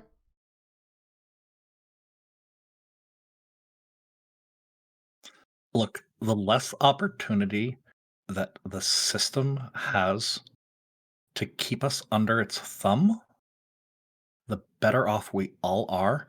If we are ever going to fully toss off the shackles of the patriarchy, we have to start now. We ping within the wild cluster because it means our allies can reach us. That is what is crucial, is that people in need know that they can come to us and can contact us in some way. I do agree that we should not be making our presence known outside of space where we might be really crucial to the people we tend to serve. Okay. So what's your next step? I'm looking for Reaper Syndicate. Okay, go ahead and give me an influence check. Okay. I'm assuming it's non-Selice. Yeah, let's go ahead and assume that. Why not? Okay. Sorry, I was setting up the macro for my rifles. A lot of the research stations, and I'm going to go ahead and say this one included, in the gaps are outposts of, I believe the planet is Nikipi, but I'm going to check. Yeah, the planet of Nikipi, which is that ocean planet I was telling y'all about. They have a a vast majority Albish population because Albish can survive underwater. They're an aquatic species. And since Albish are very cerebral, they have research stations throughout the gaps. So this is one of their research stations. So yes, Suffice to say, it's probably not a Selice. That's my roundabout way of saying that. Yeah. Average success. Average success. Okay. No, not a lot of Reaper Syndicate activity. Or at least not obviously. Yeah.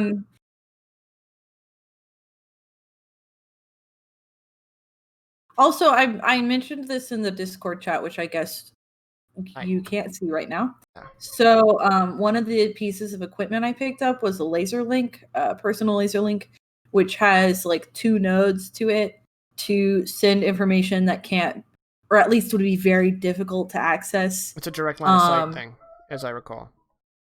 Yes, but personally worn ones connected to things like a personal comm or like the tablet can just mean that the 2 individuals need to be within 5 kilometers of each other.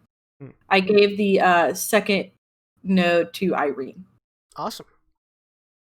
So we have discrete image sharing, file sharing, and normal text and voice messages. You're welcome. Aside from that, you set up your own number station. Yeah.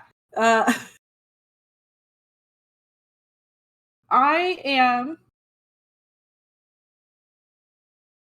I would wonder if we couldn't look at some of the station pings with some effort for is it at each of the dots between these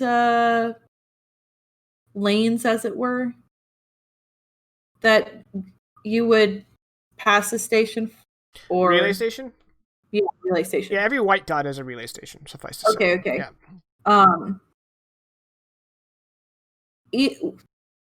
Is it feasible? Because I personally don't know, but I feel like Hyper West would know. Would it be feasible to check this relay station, and this relay station from where we are?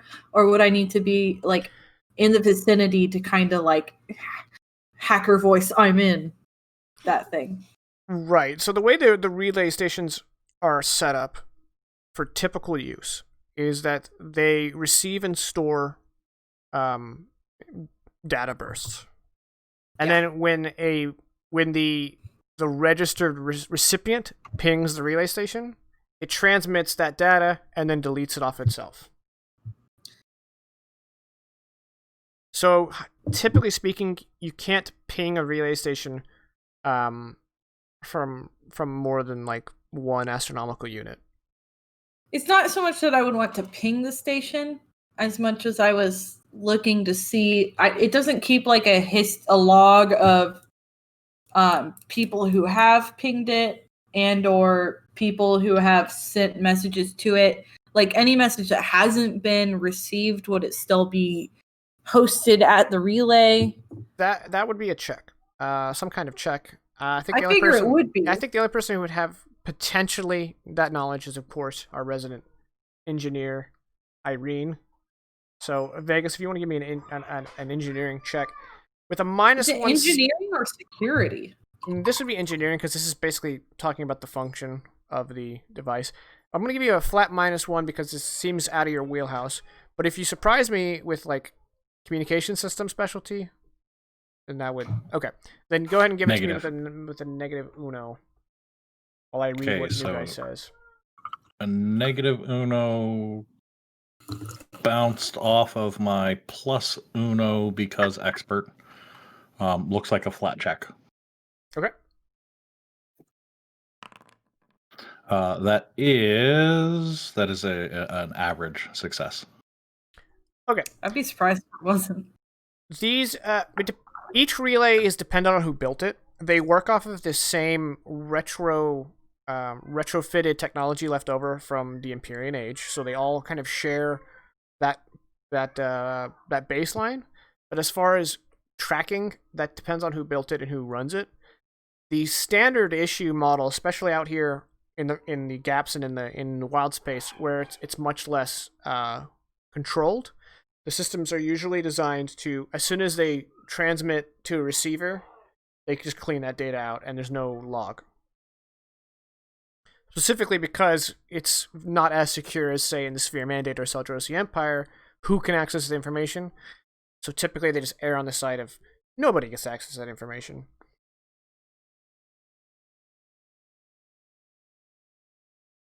Oh, right. You guys were exposed to radiation. That's a whole thing. Let's go ahead and say, as part of your workman's comp, the corporations treated you guys for radiation. Perfect. That's better workman's comp than I expected. Despite them being evil, they still provide kind of some help, at least. Well, if you guys had bounced and knocked on your ward, A, that would have been crazy, and B, you would have had to deal with the radiation sickness. Yeah. So, again, You did all that. You would know that the Sphere Mandate relays are, like super dope encrypted, and they track everything. Yeah.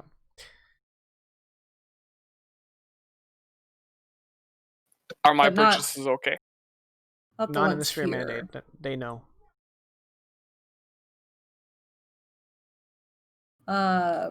Yeah, probably while Irene is messing with it, just sitting there chuckling like, this is so cute.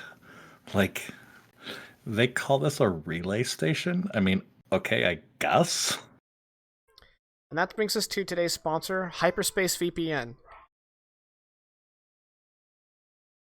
Yeah, you're good. And as for your fingertip-less version, so your talons can still be used, that sounds good. Use 'Cause code I Jake wouldn't and get Soul that. at checkout for 20% off. I just don't want to get that if my talent bonus cannot, like, stack with it or something like that. Just get one with talons on it. I feel like that would be redundant. Jacob? I say this would stack with your talons in that, yes, you can use your talons. So it would further increase your die step. Perfect. It would make you a murder machine. Yes, you were Caddy. Part of what I was asking was whether or not any undelivered messages would continue to, or any undelivered data would continue to sit at the relay until it has been delivered. Would that be the case here? Well, what happens is the message, the relay stations are also communicating with each other, right? Yeah. And so the message only exists in one relay at a time. And the reason why some people who aren't hunted by authorities would ping every relay they go to is because if a message for that ship came to a relay station, it would ask all the adjacent being closest. Yeah. Realize, nearby. Hey, has this ship been here recently? And if it responds yes, it sends that message to that relay. Yeah. So because I mean, so because you guys haven't been logging your route, there was no reason for a relay to send any messages for you this way. No, that's not what I'm looking Okay, for. okay. I'm looking for messages intended to members of the Reaper Syndicate. You guys would have to crack into. You'd have to crack. That would be a security check. You'd have to get your All ship. I was asking is if it was possible for them to be holding messages. It is absolutely possible. If a Reaper ship was logging its transit this way and a message was for that Reaper ship, it could hypothetically be housed in this relay right now. Well, yeah. That's all I need. I'm willing to make checks. I'm willing to hack. So, unless you guys have a program, basically a virus that you can send in a data burst to infiltrate the relay, which you don't have, that would be something someone would have to build. The only way to hack it would be to literally fly up to it and go EV and manually plug in and then breach its security there. You act like we're above that. Actually, in point of fact, this particular relay station would probably be attached to would be a part of the research base. So there might be some questions as to why you're walking around in spacesuits on top of the research base. Yeah. Could be a thing. Or we infiltrate the research base. Well, I mean, it has a public access area that you can refuel. I mean, we were just speaking to members of the research base, right? Members who were here about whether or not they had seen members of the Reaper Syndicate there. Okay. Do I know what sentiment towards the Sphere Mandate / Saldrosi Empire would be like in this particular area? Is that a check I need to make, culture-wise? Yeah, give me a culture check. Okay. I am specialized in both of those things, but I'm not specialized specifically in, the kind of culture that's here. Yeah, I would say just no specialty in this case. Okay, so it's a +1. Okay. Unless you're rolling for their sentiment about the gaps, but this is the gap sentiment about them. Yeah. Yeah. Oh goodness, I'm just short of an average. So nope. Yeah. I can't. I mean, you just get. I wouldn't know off the top of my head. Well, even with the failure, asking around, there's a general wariness of those two mega empires because of their reputation. That's all I need. Yeah. So what I want to do is, I don't know if you want us to play it out. I want to try and speak with someone at the station or near the relay, or who works with the relay, about like, look, we fled the Sphere mandate or Seldrosi Empire, whatever, because we couldn't stand its tyranny anymore. But so we haven't been really pinging our locations because there are bounties out for us. But I want to make sure that the people who need our help are able to contact us. Is there any way I could get some access to the messages? I'll just look for ours.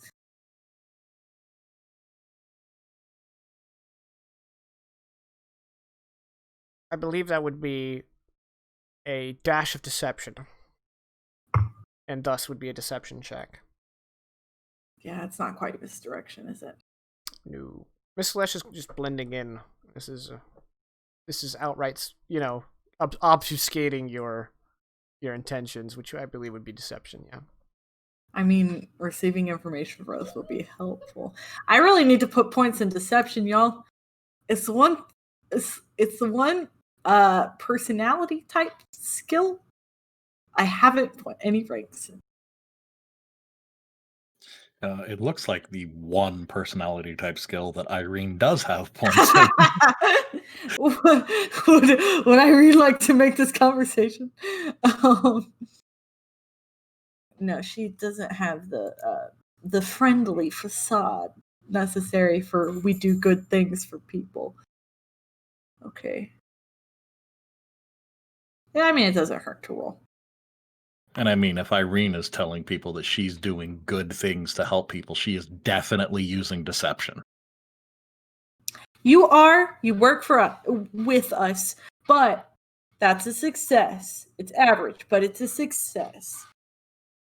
Okay, you get monitored observation of the messages, and you can't, like, basically if you lock one in, that's gonna be the one you read. Basically, you get to see like sender, recipient, and that's it. No like titles. You don't get to read the name of the email. Okay, but sender wise, would it be a like kind of captain, or would it be? It would be the ship. You know how like your computer has like either a generic factory name or you can change the name? Yeah. That would be how it's sent and received around. So it would either be an incredibly long serial number or a personalized kind of tag.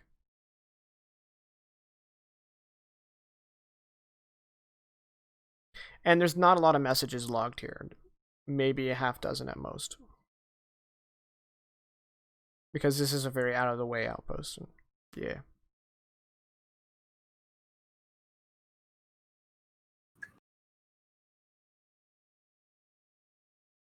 Darn it. You're telling me. I'm double checking my notes for the name of the representatives of the Reaper Syndicate we spoke to at Krunga's. Well, I love that you're keeping notes, so let me tell you. I wanted to make sure I wrote it down, but I didn't. I just said I don't want to make weapons for the Reaper Syndicate in my notes. Well, there you go. Okay. Sometimes when you take notes, the GM rewards you by taking his own notes. All right. So at first, I'm going to give a quick pass through looking for things coming from a name that looks like this. Okay. There are none.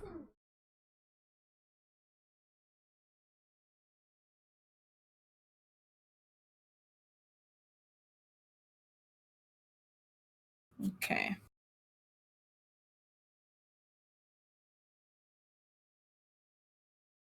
Then none coming to a name like this? No. Is it serial numbers all the way down? No, not all the way down. There are like maybe not paired, but there's like one serial number, another serial number. But typically people use their custom tag so that, because when you receive a message, you first see from, and then if it's just a serial number, that's usually like military or company will keep the serial number for obfuscation, and because they have a record of what serial numbers are theirs. Then I guess I'm just looking for like personal tags that might indicate the Reapers. Okay, make an empathy check. Like RS, for example. I do have points in that one. Yeah, I it's just like in real life, it's like a message for Steve from the Cribs.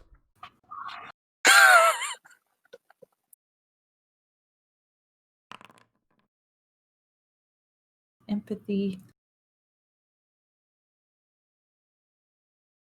Not quite. Okay.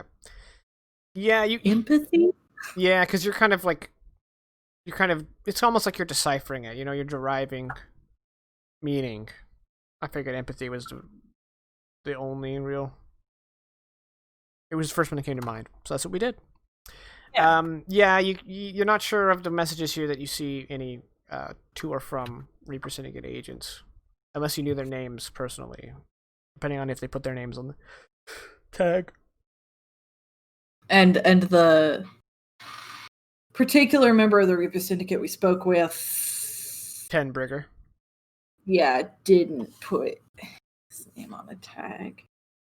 I mean, I guess while I'm here, I will legitimately check for messages for us.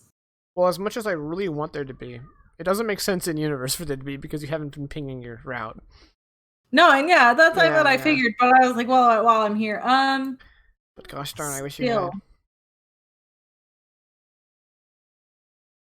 There isn't a particular species that is associated with the Reaper Syndicate, from what I remember. No.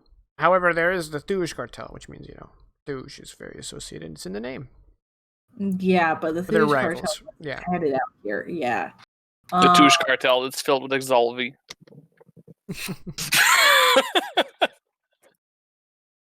I want to think of like at least one more angle to approach this before I just give up on checking messages.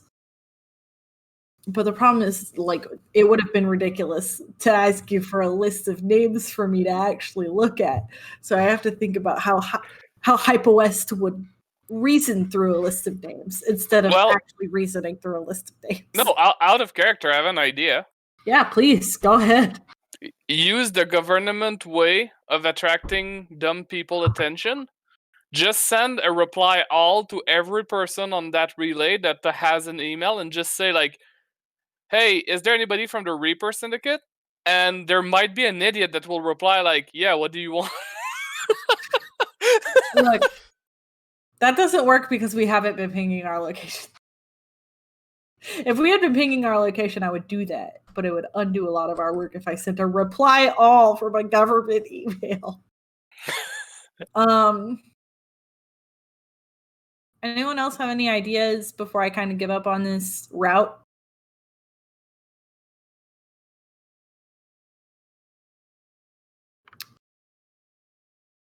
I feel like the only way we're going to get in touch with them is to actually get in touch with them. Yeah. I just, even to that end, it would be easier if we knew there was a ship in this whole place that belonged to Reaper Syndicate.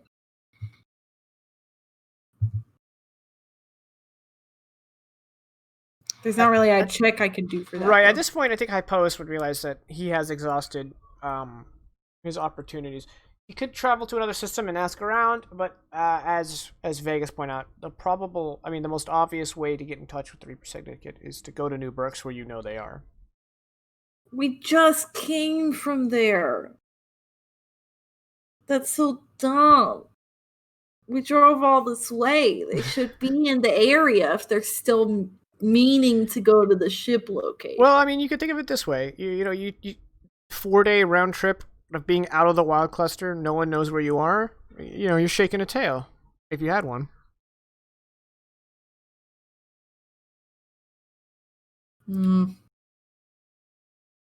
I don't like it. No, But we're not sir, I giving don't him- like it at all. I mean, look, I'm trying to get something done here. I appreciate it. And driving, gosh, 1, 2, 3, 4, 5, 6, 7, 8, 9, roughly 10 parsecs feels like driving all the way back sure is a lot. We spent all that on You could always ping the relay and just call them. and if we go back, we're gonna have to come back over here, which is more fuel. We just got money. I'm not gonna blow it on gas. If we expect them to be in this area, which might be true, I don't suppose that they would have some sort of identifier, at least that we would be aware of. Because, like, you know, I'm not expecting a graffiti on the wall, but I mean, There's- I already made like a check to ask around to see if there was any obvious kind of wear for them. So I There's- feel like all we can do now is like kick in saloon doors or Not choose nec- one and gamble our lives. Not necessarily. Why were they looking for... Hold on, in character. And why were they looking for us in the first place? They were looking for you. ooh, So all we have to do is go somewhere relatively public. I don't wear the face mask. We just hang around and advertise our intent. Yes, doctor, with your talents up. Guys, our intent, then they're definitely going to be overlooking our approach on the ship. no, So we didn't want the Reaver Syndicate to know. I have an idea that might work, might not work, but it's an avenue to explore. They wanted a weapons engineer to do the work. They couldn't find the person they wanted because we simply walked away, right? Yeah. What would they do if now they need a weapons engineer and keep it on the down low? They would probably post some sort of job offer on networks, on internet, or something like that. On Dark Craigslist, yeah. And it would be disguised as a regular offer because, you know, they can't just say we're going to extract some illegal weapons off a abandoned ship. So we could always try to scrounge for job offers in that regard. Check the help wanted section of the relay. We can check the help wanted section. The idea would have been helpful while I was kind of in the relay. Right. Well, some of us don't think as quickly as I do, so... Yeah, I think we're gonna check the help wanted section, but also I feel like we're gonna hang out in the area, so that word can kind of travel that there's an Exolvi hanging around. But I didn't want to tip the Reaper Syndicate off that we were gonna steal a bunch of stuff from them. I don't know about you guys. No. Like a bad idea. You said we're not stealing from them. It's not really theirs. I know, but they're going to see it as stealing from them, which is why we weren't going to go walk up to the River Syndicate and go, hey, where was that ship you wanted us to go with the incredibly valuable stuff on it? No, but my goal being... Asking for a friend? Asking for a friend. No, but if you find the ad for the work, you might be able to track back who put the ad. Then you'd add a name, and then in the relay, you'd maybe be able to match the name to some of the emails. I don't think I'm going to be able to get back into the relay, champ. But I don't know how this computer works. I still like where you're going. I still like where you're going as far as now we know who's asking. I don't dislike that. But I have already, I kind of used up my goodwill at the relay station. I like looking for ads for a weapons specialist for extracting valuable resources. You are at the donkey's end of the fire expanse. There's not a lot happening here. There's not a lot of job postings all the way over here. If you want that kind of stuff, you're gonna have to go back to Wild Space.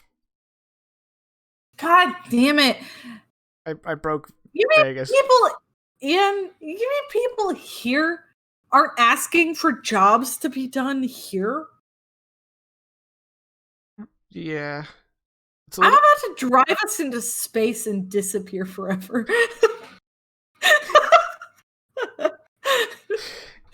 I'm trying so hard to move the narrative, and nobody's helping me.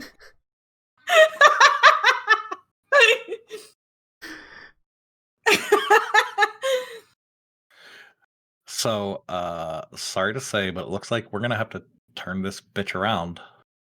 No. God damn it, Gabby. We already spent all the money getting out here. If this was gonna be the situation and there was no way to move forward from here, there could have been a sign.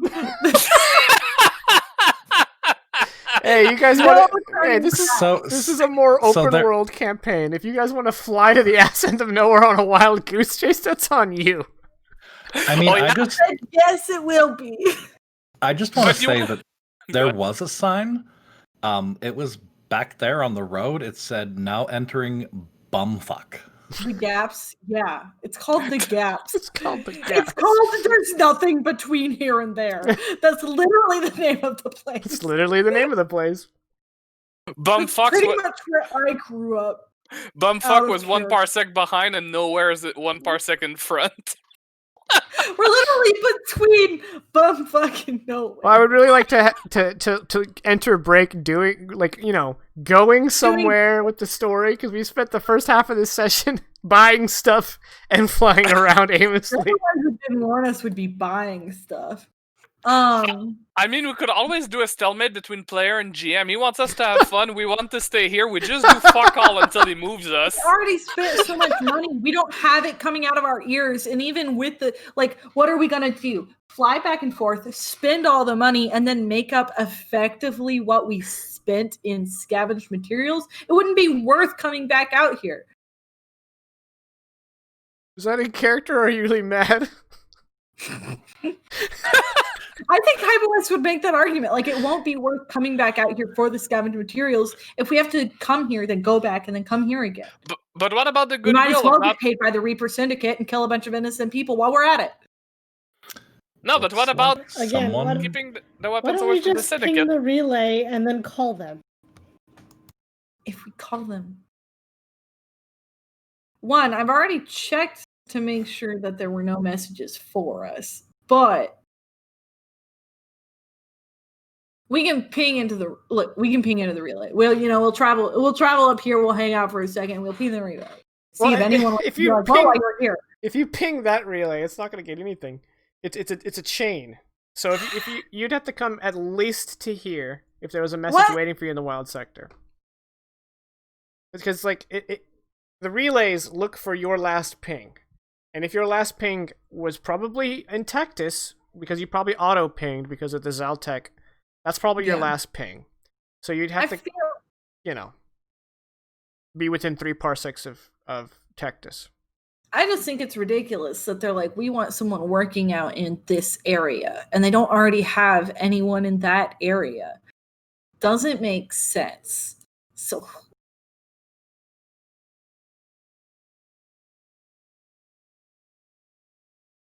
Unless we're wrong and the ship's not even on any of these 3 black holes.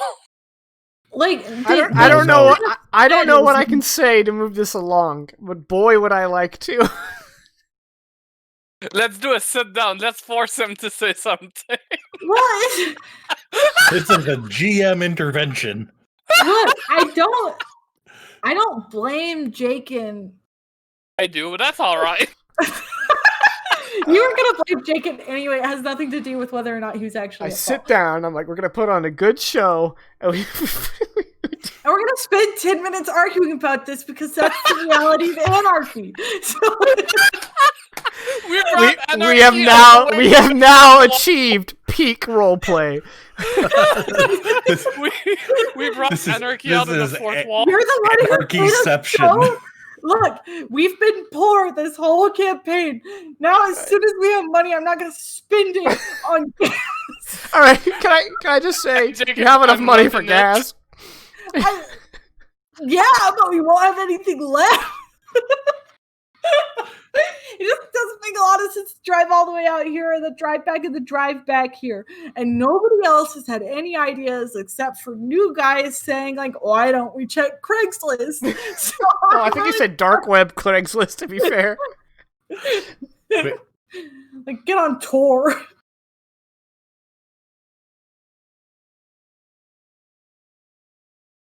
I realize this is not necessarily Irene's normal wheelhouse here, Ammo, yeah. but this is an Exalvi command carrier, Control carrier, yeah. control carrier. Out in the gaps? Mm-hmm. You know which one it was, remember? Yeah, it's the SMS Precept. There you go. This is a long way from home. Mm-hmm. I'm assuming Long. black hole or one of the, like, Almost as far from Current. home as it can get while staying in the fire expanse, yeah. Yeah. So, with what she knows and what she can potentially pull up on her brand spanking new virtual tablet, what was the specific mission of the SMS Precept out here? That may lead us closer to knowing where it is, so we can say, fuck the Reaper Syndicate, let's go check one of these other black holes. It was exploratory. It was charting the fire expanse. Okay. It was one of two control carriers that was doing it. And after it was lost, Okay. the other one had to come around and finish exploring the gaps. Okay. So, what do we know about what it managed to explore and send back data-wise that didn't have to be filled in by the other exploratory vessel? It got as Where far... was the last place it explored?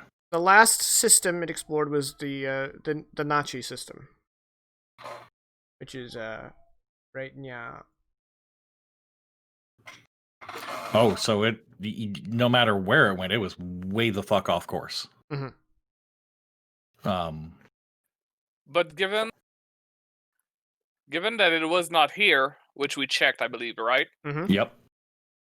Given that it either did not ping or send anything from here or For here, there. the odds are it's here. Right. Otherwise, it would have most likely pinged that, or that before hitting that. Well, it was So out by- here 50 years ago. Like, relays may not have been set up in these spots yet. Exactly. Yeah. So it might not have been pinging anything, because exploratory vessel.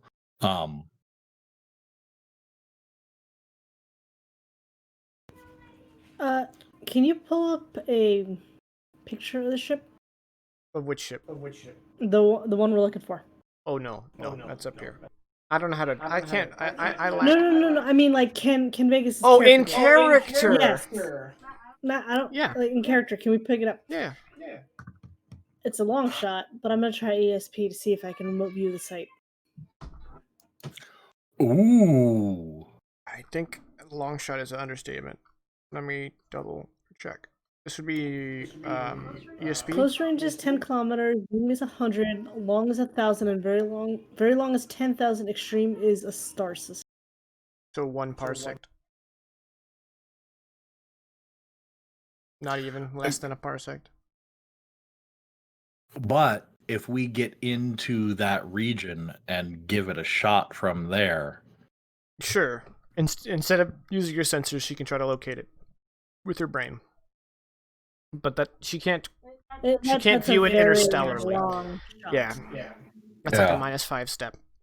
okay. So it's a good idea. It's 8:15 my time. Okay. So we're gonna go ahead and go to break. You guys you're doing great. So we'll be back half past, and God willing, we'll do something tonight. We'll have a destination. All right, guys. Thank you for sticking around, and I mean that from the bottom of my heart. And hopefully we'll see you back in 15 minutes. We'll be back half past. Don't go anywhere. Hello, everybody. We are back. Sorry it took a little bit longer. People, we had stuff pent up from the yeah. We're back. So, you guys, I'm gonna ask this question. What do you want to do now? Sit in and force your hand. Motherfucker. Irene can intuit, or at least logically puzzle out, the more likely of the two options based on the history of the vessel, which I feel like makes me feel much more secure in choosing one in particular. And the one she feels more secure about was this one, right? Mm-hmm. Irene? Yes. YPSC? Yes. Yips. Yeah, that's in Exalvi, that's pronounced Ips. Oops. Okay. So I feel more secure in choosing that one, which means our challenge really is only to get there, which I do not want to just make it sound like it will not be difficult, because it will. But that means the one thing standing between finding the ship and like making use of it really is this particular sector.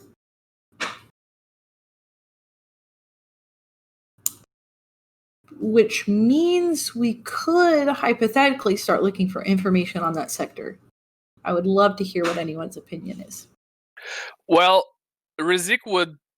He's not a computer expert. He's not a ship expert. So his suggestion is a fantasy one, but maybe one of the more engineer-oriented people would be able to help on this one.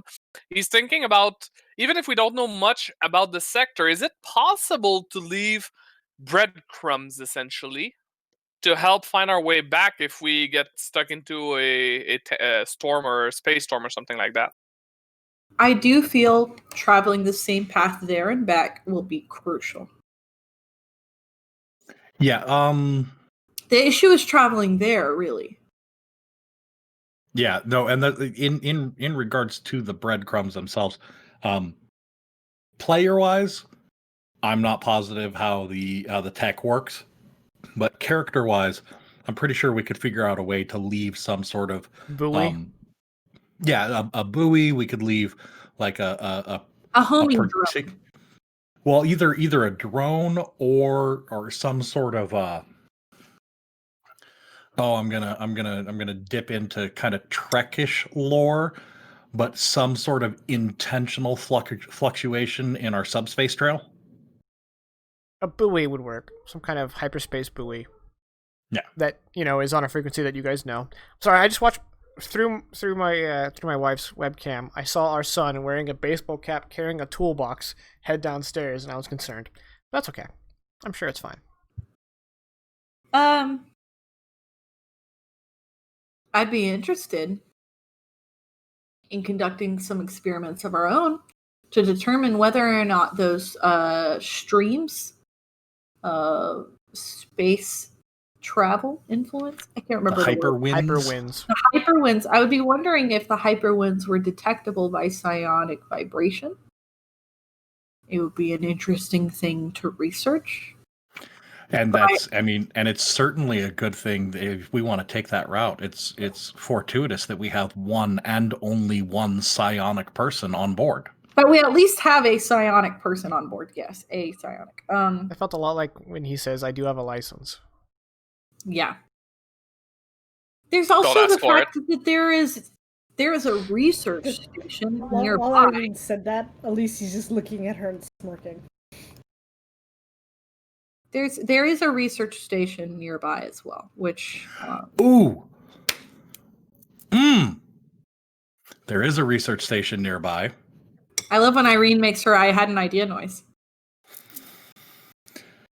So, what if, rather than just going out there and potentially, now granted, if it's anywhere, that's exactly where the SMS precept is. But rather than going out there just for the SMS precept, what if we were to contact the research station, hire ourselves out to the research station as an exploratory crew that was going specifically out to determine if these hyperwinds could be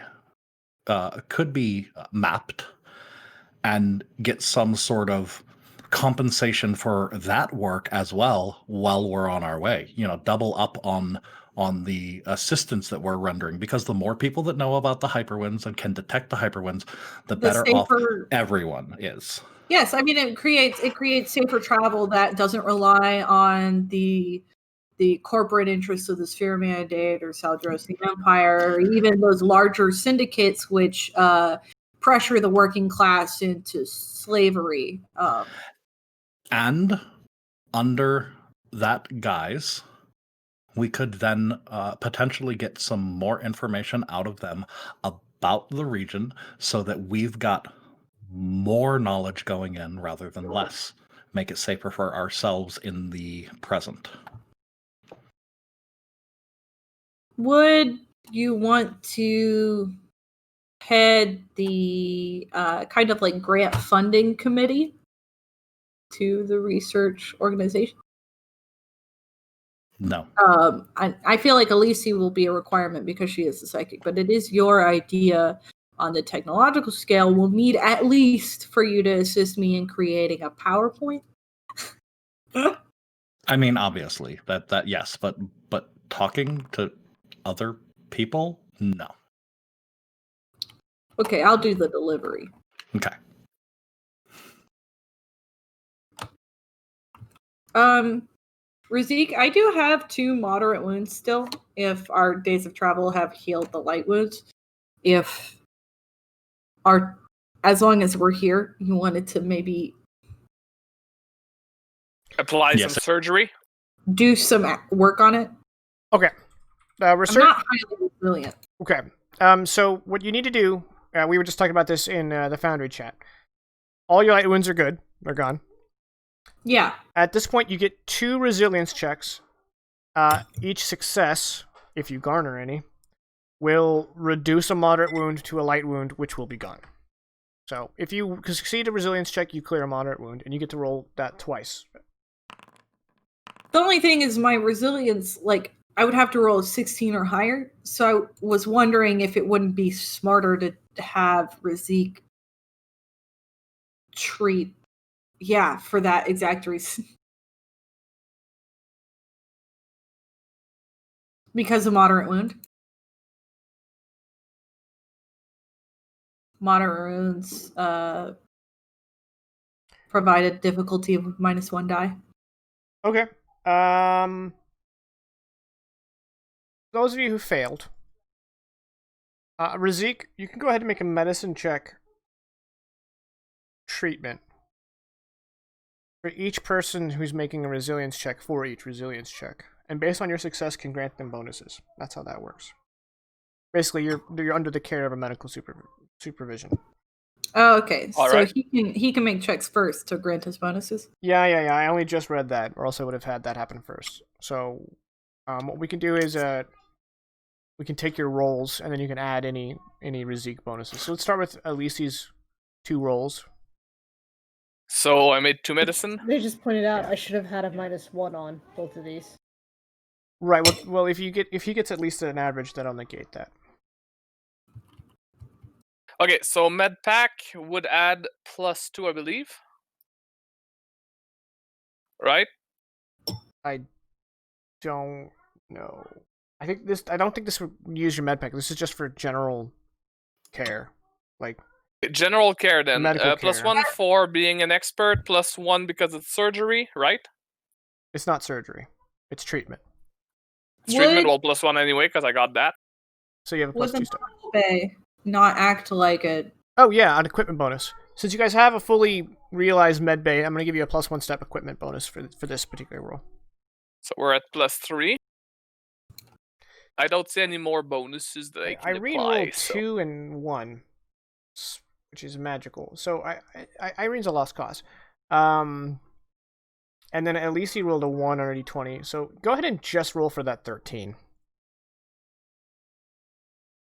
So just give me one roll. And then if we need to do Hypoist, then we'll do that next. 15 medicine, that is a excellent, so that's 2 success. Alright, so at least you can add a d4 to her 13.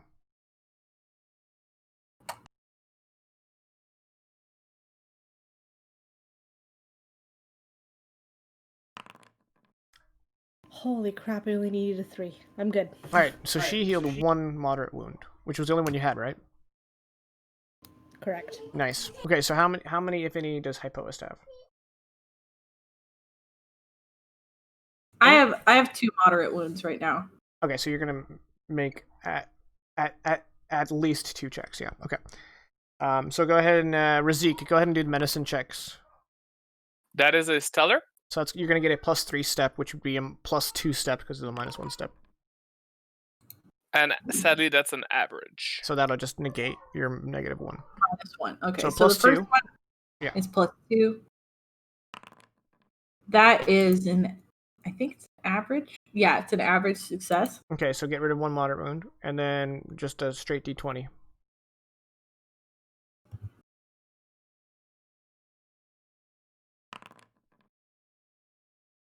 And that's just flat. Yep. 1 short of an average. Oh, sucks. Okay. So some healing was done in the 2-day journey, but not a whole lot. And I think Irene otherwise unhurt. Oh no. Yeah, it's the 2 moderate wounds. Yeah, so go ahead and just do 2 more medicine checks. I believe that's excellent. You get a total of +1 check. step. Oh wait, Yeah, no, you already rolled. I rolled. I rolled garbage. We forgot. He already rolled, and it was possibly the worst. Also, it's crazy that you managed to net 0 twice. Yeah. I was like, huh. I checked to make sure that I didn't biff the macro somehow. Yeah. I mean, if you had, that would have been everybody's macro. We're all using that macro. So just a quick medical question, Jacob. So battlefield medicine is in combat through impulse action. Yes. I try to treat whatever. It gives a bunch of bad shit. And once combat ends, the option for battlefield medicine ends as well. So then we move into surgery, which is right after battle, but not end of scene. I can try to run surgery to try and help someone remove their wounds before the scene ends. And if that doesn't happen, or if I fail, then we go into medical rehab. I don't think surgery requires to happen the next scene.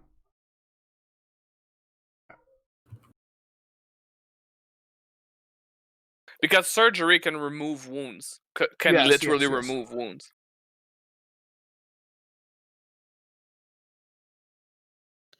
Hey, you see that part of your body where you got all messed up and cut? I'm gonna cut it some more and make it better.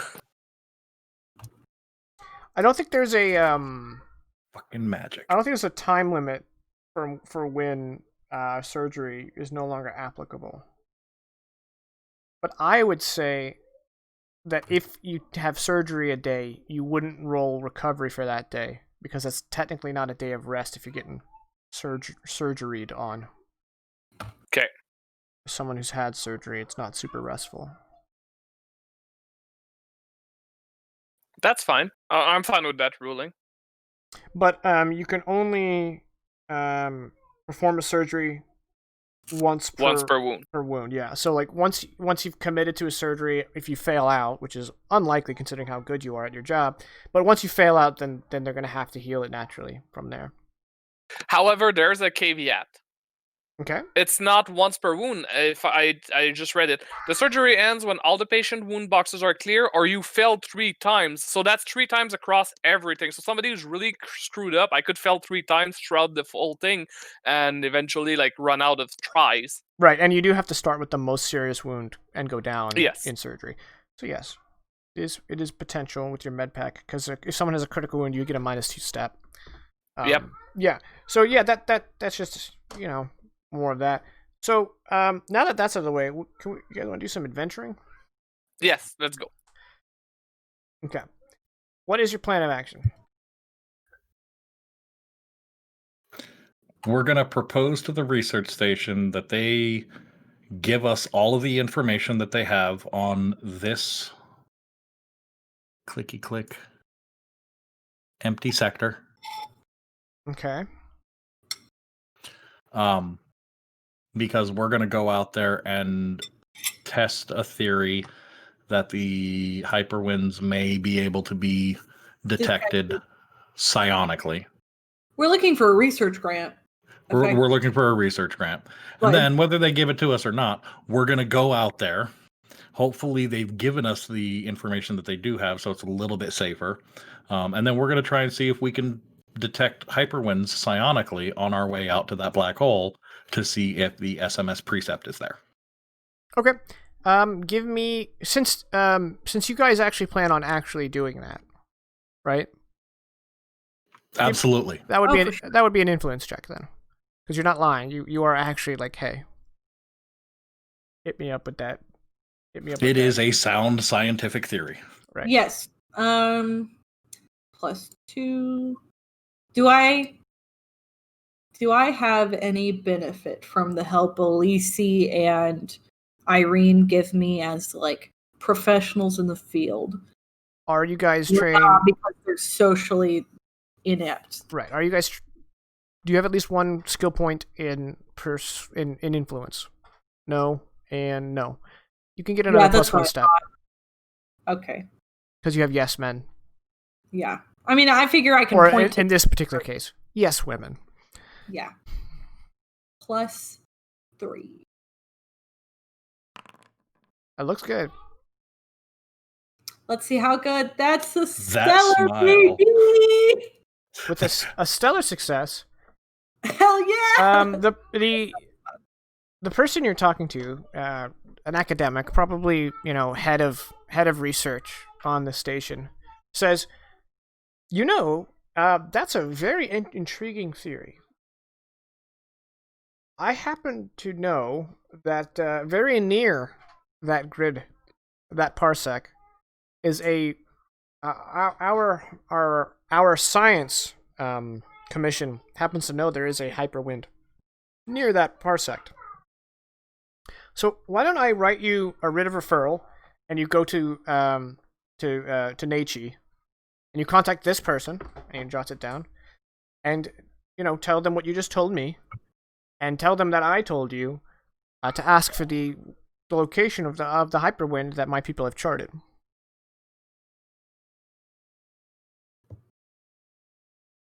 Okay. And that name that he gave you will be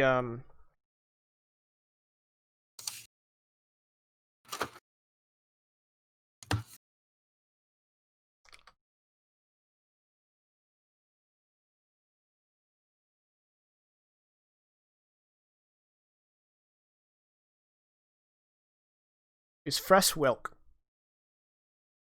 And his name is Garat Zahn. Just so that if someone says, what were the names again? And I go, I'll write that down myself. I definitely written them down. Oh, you mean in the minor contacts information we have? That's the place I'm putting it. That's well, yeah. What? Oh, I thought it was in the Moz system folder, but the Moz system folder is separate of those. Okay, good. It's like, wait, why are the Narabi there?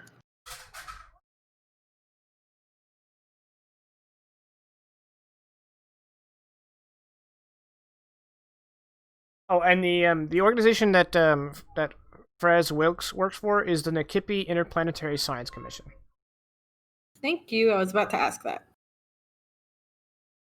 Nakipi what? It will be in your notes.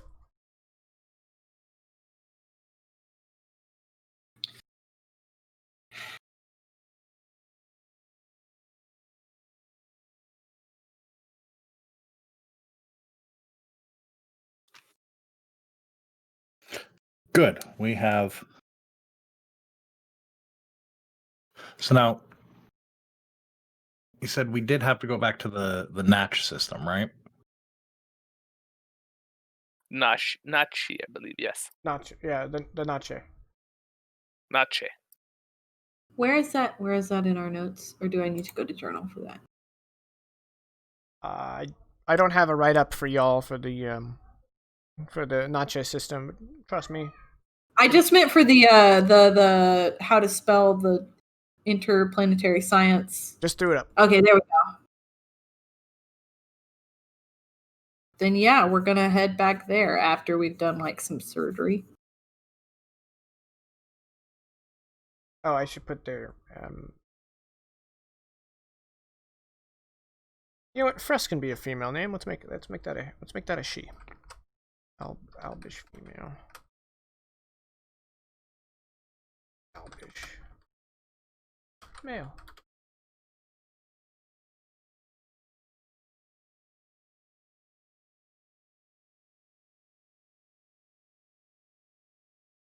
And just because, it is a universe made entirely in my head, and I don't have pictures because I don't know how to draw.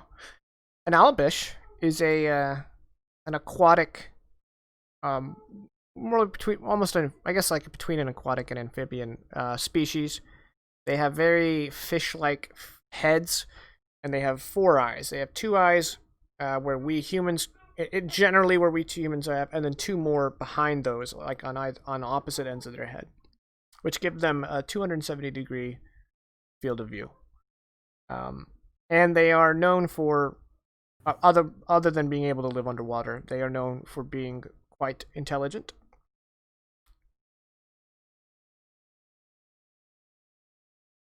Cool. And I know there's more to say on them, but I mean, that's all we need to know right now. It's lost in the jumble. But just so the audience, or you guys, because this all new to you too, so you guys can paint a sort of picture of what these things look like. And there probably isn't a huge physical difference between male and female. There might be like a vocal difference, a pitch difference, and then I think the females would probably have like naturally colored scales, kind of like their version of. Interesting choice. Yeah. Yeah, there's not a large window of sexual dimorphism. Right, exactly. It'd be very narrow. Yeah. They would be able to tell, but of course, a non-Albish could. Of course struggle. they would. Yeah, exactly. We need to remember to not say they look the same. All you Albish look the same.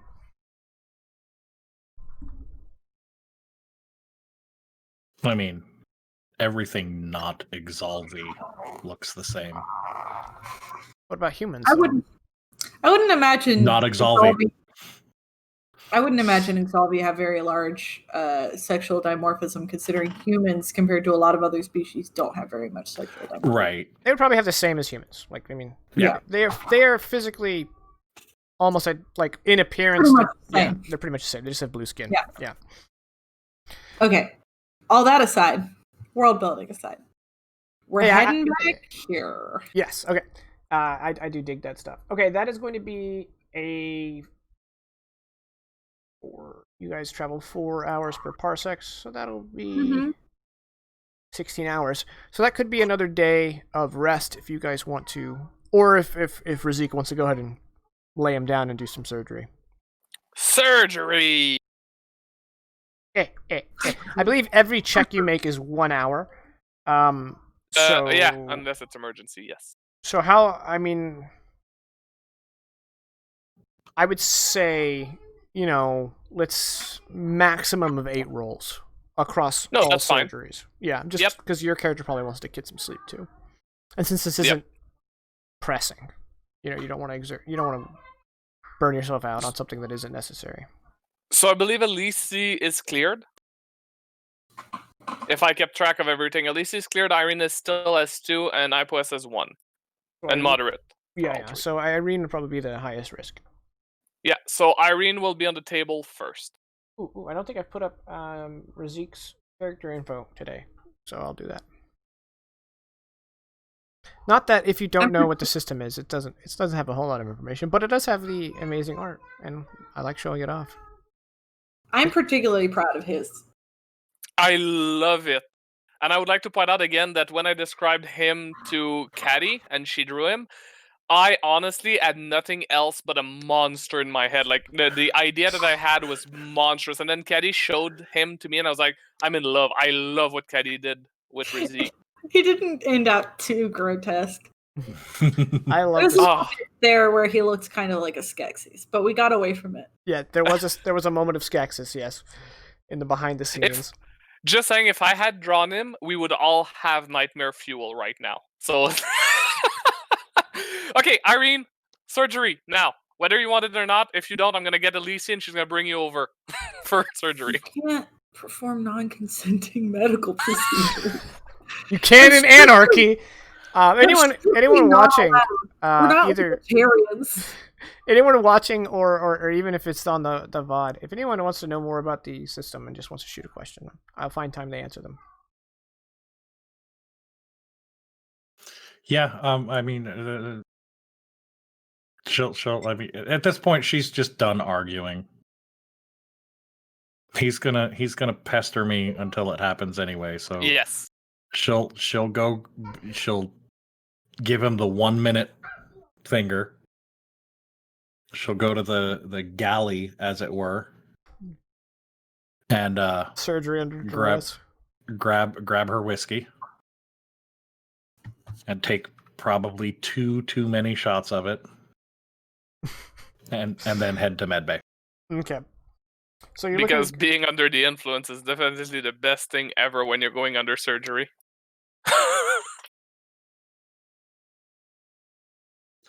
Look, do you want this to happen willingly or not? I would prefer willing. So we're compromising. All right. Okay, Jacob. Mm-hmm. Roll time. Mhm. So +1 medicine, +2. Well, actually, those are moderate, so I believe it's +2. Let me pull up the moderate wound med pack +2. Yep. So I'm at +3, and then surgery +1. That's +4. Does the room add or no?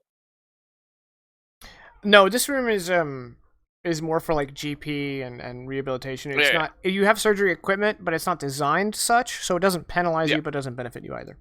Perfect. So +4 total, if I made my counts right. Mm-hmm. And so surgery, you just need 1 per moderate wound, so you can knock it out in an hour. No, it's 2 steps. That's for treat wound. Two success That's for treat for moderate wound. wound. No, if you read surgery, it says your success goal for the complex skill check is 1 per moderate wound, 2 per serious wound, and 3 per critical wound. Hey, okay, perfect. Thank you. Yeah, I don't think you get the +2 step We did treatment last time, because right? this isn't a treat wound. You don't get the +2 step.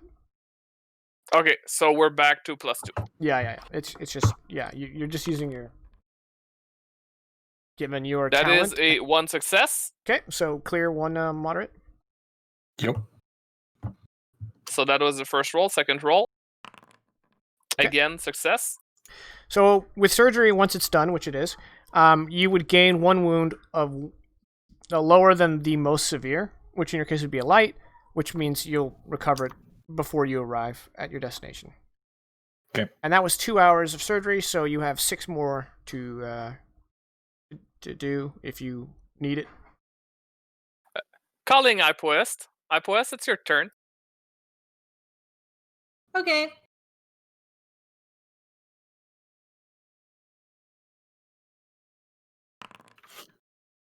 That's still a success, but Jesus Christ, that was close. It was pretty close. I trust you implicitly. When you say, Yep, it's a success. you know, I'm such a fucking Trekkie that when you say I trust you implicitly, I just think of Best of Both Worlds. Yep. Yeah, that was kind of the reference I was going for. It's fine. I love hanging out with y'all. Well, Ipoest, I'm not quite happy with the end work, the finest work at the end. You might have a tiny scar, but I heard that the woman digs it, so you should be fine. So it's moved to light wounds instead of. Yeah, and then by the time you get to the destination, you guys will clear your light wounds. So Oh, okay. you guys are all healed up. All right. Maybe And then I think I'm rugged. Arena's going to try for another. Well, no, because 8 hours of rest. Mhm. Going to clear out One level of psionic fatigue. psionic sleepiness. And now going to roll to see if we can clear another. Double check real quick. It's so gross.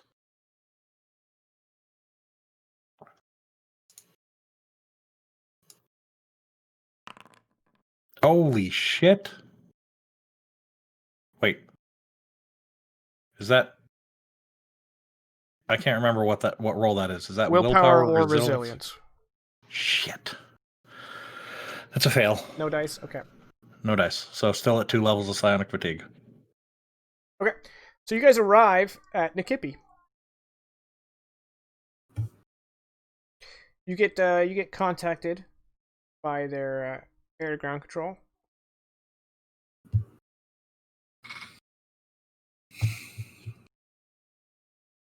Mhm. Vessel, identify yourself.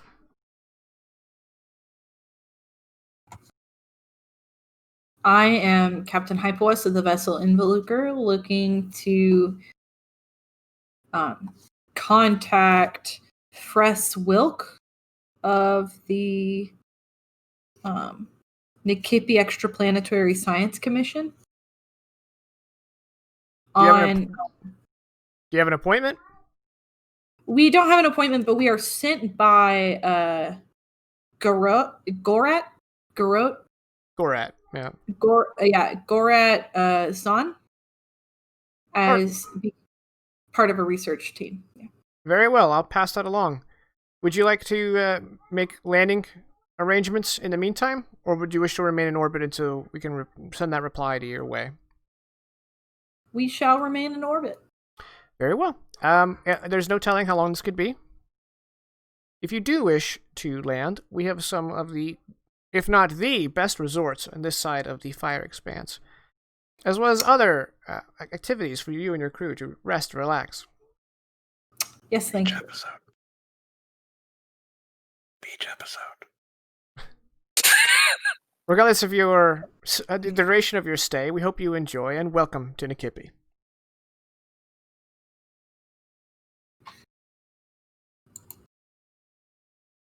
Okay. An hour goes by until eventually you guys get contacted by the Nikipi Exoplanetary whatever Majog.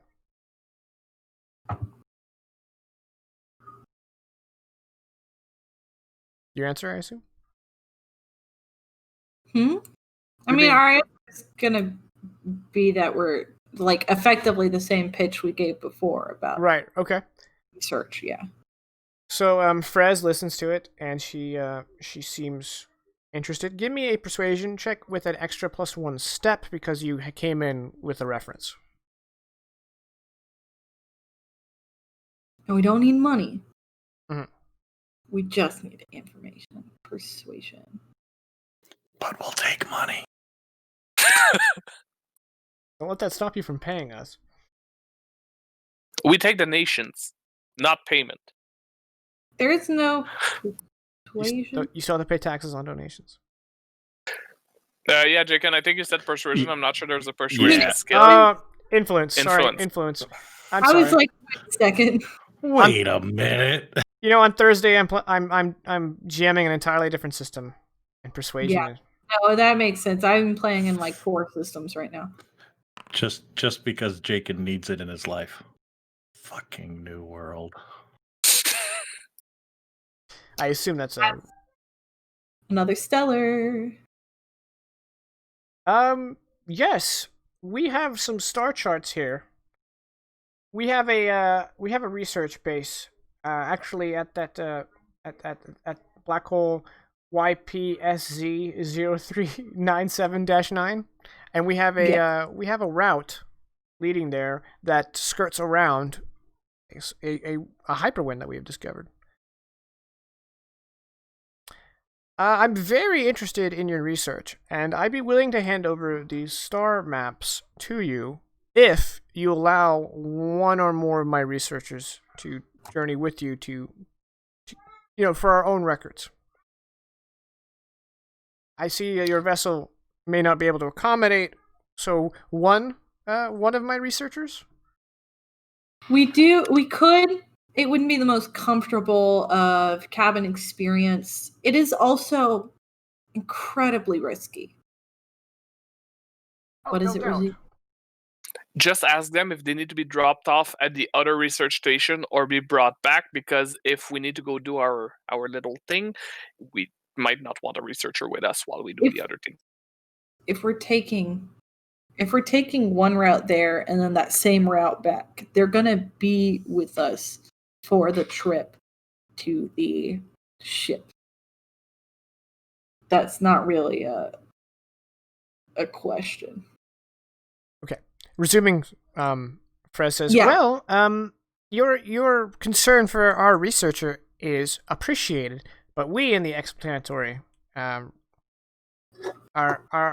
accustomed to risk, and this will be a volunteer. I would assume that you are. I would be remiss if I didn't express my own concern for the safety of any individuals, especially, I mean, as long as they're volunteering, they would be able to assess the risks themselves in full. But I wouldn't have felt comfortable just accepting an employee if I wasn't sure that said employee researcher was not made aware of the dangers they would be facing on this particular venture. I assure you, they will be brought up to speed. I'm afraid this information is very proprietary to the NESC, and that's why I insist we accompany you for the expedition. Yes, we're not planning on making use of this particular information outside of the expedition, but I understand one's concern in protecting the proprietary rights of the NESC.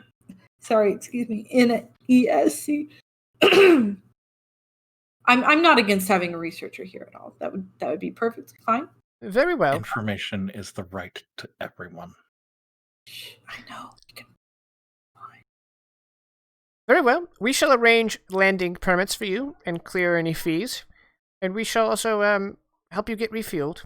And then our researcher will come aboard with the star charts, and you can be on your way. Is there anything else you need from me before we greenlight this fascinating little research of yours? No, that sounds exactly. We'll be able to brief you on what our research goals are once we are on the ground, as it were. Oh, how titillating! I appreciate it. I look forward to meeting you all.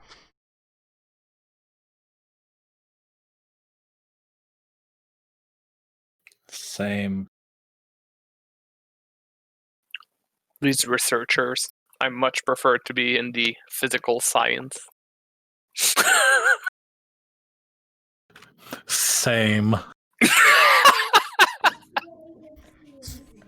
At least he's not even there. She's stolen Irene's whiskey and she's putting it in. Oh, I forgot his name. In his hand. Well, he's no longer on the bridge, right? He's now in. No, I moved him. Wherever the heck I moved him, I haven't decided yet. But wherever he is, he's holding her whiskey.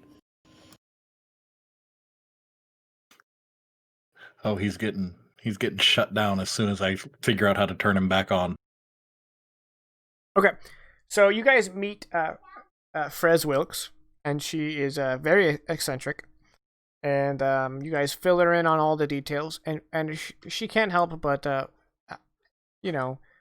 give you the right vernacular and help you guys hone in on how to do this research, and then she introduces you to the researcher, who definitely has a name, if anyone was wondering.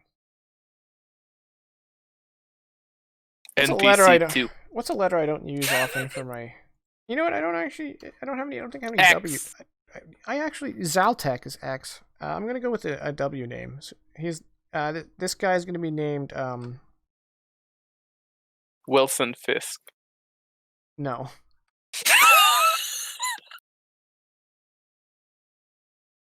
Weshbimb.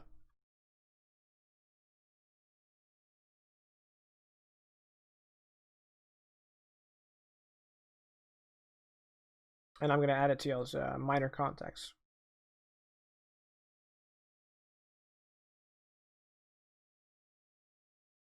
All right, it's saved.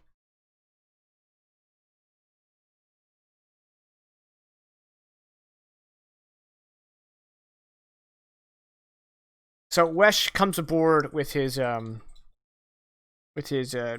bag. He's like, "Oh, this is a nice looking ship. So you guys got a sofa for me or something?" Yes, unfortunately, we recently, well, not unfortunate for us, but we did recently change our spare bunk into a medical facility, just a small one, a bit of a triage. But because of that, we don't have a guest room for you to stay in. So instead, we have a common area with a sort of sofa-esque seating arrangement, which we could make you comfortable in. Well, That was a sound. do you shed your scales? Not all at once.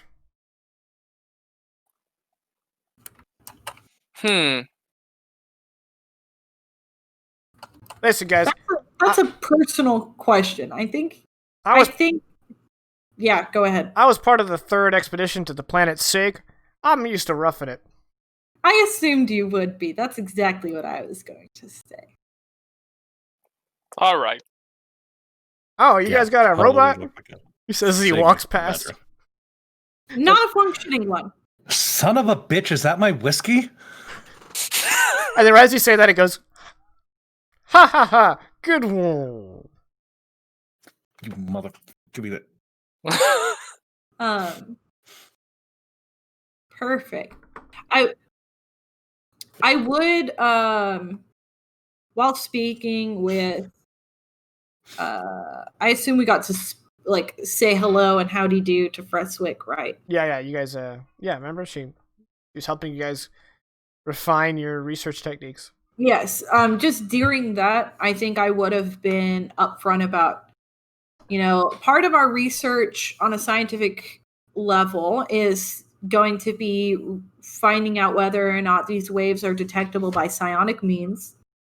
And then furthermore, we're doing a bit of historical research into a ship, an exploratory ship, which was left out in this area. We had a tip off from someone else, which unfortunately we cannot tell the source of to you because of contract details. But we were tipped off that there would be a vessel in this area for us to research. We are hoping it has some mapping information on more of these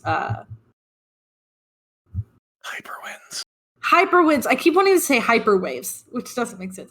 More of these hyperwinds so that we can start to map out travel in these sectors. So if we gain more information on that, it's an ancient ship. We're hoping that there might be some mapping information. If we have some, we would be willing to provide it to you,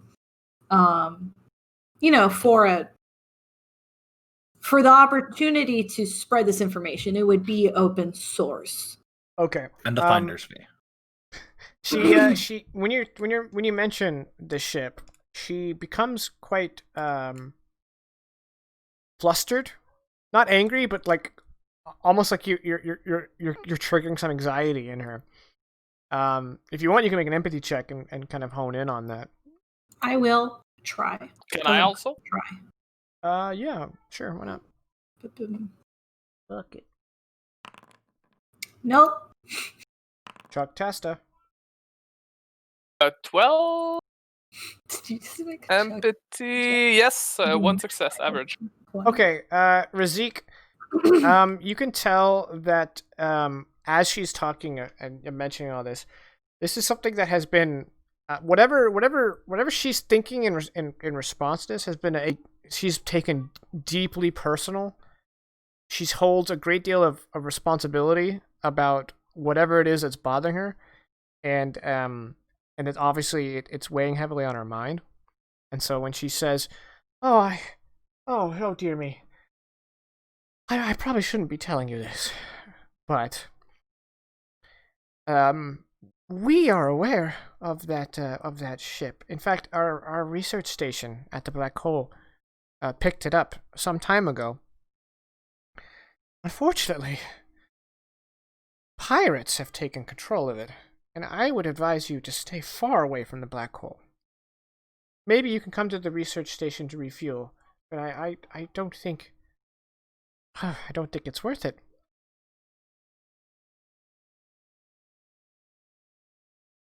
You're muted. You're muted. I did mute myself. I greatly appreciate that warning. We will take that into account. We're still on the ship. Wesh says, "Hey, if you guys are gonna go tussle with pirates, I can bring my I got a sim droid for those kind of occasions." It is never a wrong thing to be prepared. Oh, you guys gonna give me an hour to go get it? Oh, for sure.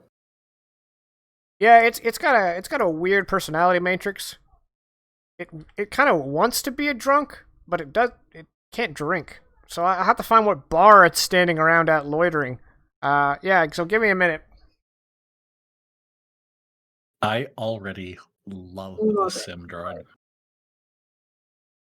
So a little over an hour later, he comes back with this rather towering, 7-foot tall, humanoid sim droid that seems to be bare minimum on its articulation. Its face is just a fixed kind of like very bulky, kind of red glowing eyes, and a mouth that is slightly open but doesn't actually move, and it's just like this big blocky like jaw that just has a little slot. And it comes up, and it's wearing a leather biker jacket and torn up jeans and big clumpy combat boots, and it's got a weapon like strapped over it, and it's come in and it's like, "Oh, cool. Where do I put my stuff?" And it's saying all this through a voice box, that its mouth doesn't actually move. "I'm Doc." And he pats whoever's nearest him, he pats on the back as he walks past. "Where's your booze?" "Doc, you can't drink." "Shut up, Wesh." I love Why that. is this named Doc? So Irene is just Sparkly eyed. sparkly eyed at this sim droid, and like as soon as he says, "Where's the booze?" she's just like, "Here." He pours himself a glass, which he proceeds to just hold in his big, thick. Oh, and he's kind of got like a copper look to it, like a copper sheen coloring. Yeah. Oh. And when Razik says, "Why is his name Doc?" Wesh says, "Well, you don't get the irony? A big combat sim droid traveling with a researcher such as myself? Of course his name is Doc. Come on, keep up, Razrishian." He doesn't have a sense of humor. You're not going to convert him. I do. Mine's just more refined. Irene's giving Doc a tour of the full ship. "Oh, thanks." Like just stumbling all over herself. Oh yeah, and he takes big clumpy, movements, clump, clump, clump, clump, clump. And he's like, "So, we're gonna shoot pirates or something?" Oh, I hope so. "I'll drink to that." And he goes, and it just stays there. And then he puts it back down. Because he can't drink.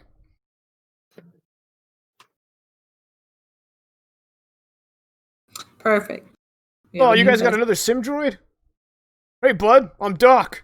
He comes up and bangs it on the shoulder. And of course, our boy Slag just kind of shifts. And that's it. I go up to Slag and just reposition him. He's an asshole. Don't talk to him. The best part is that you're Tanya right now. So I look forward to Irene coming out and being like, "Hey, Doc," and Doc being like, but not that because he can't make faces. But Right? you know. Yeah. There's no facial articulation at all on Doc. Wonderful. Yeah, we're good to head out.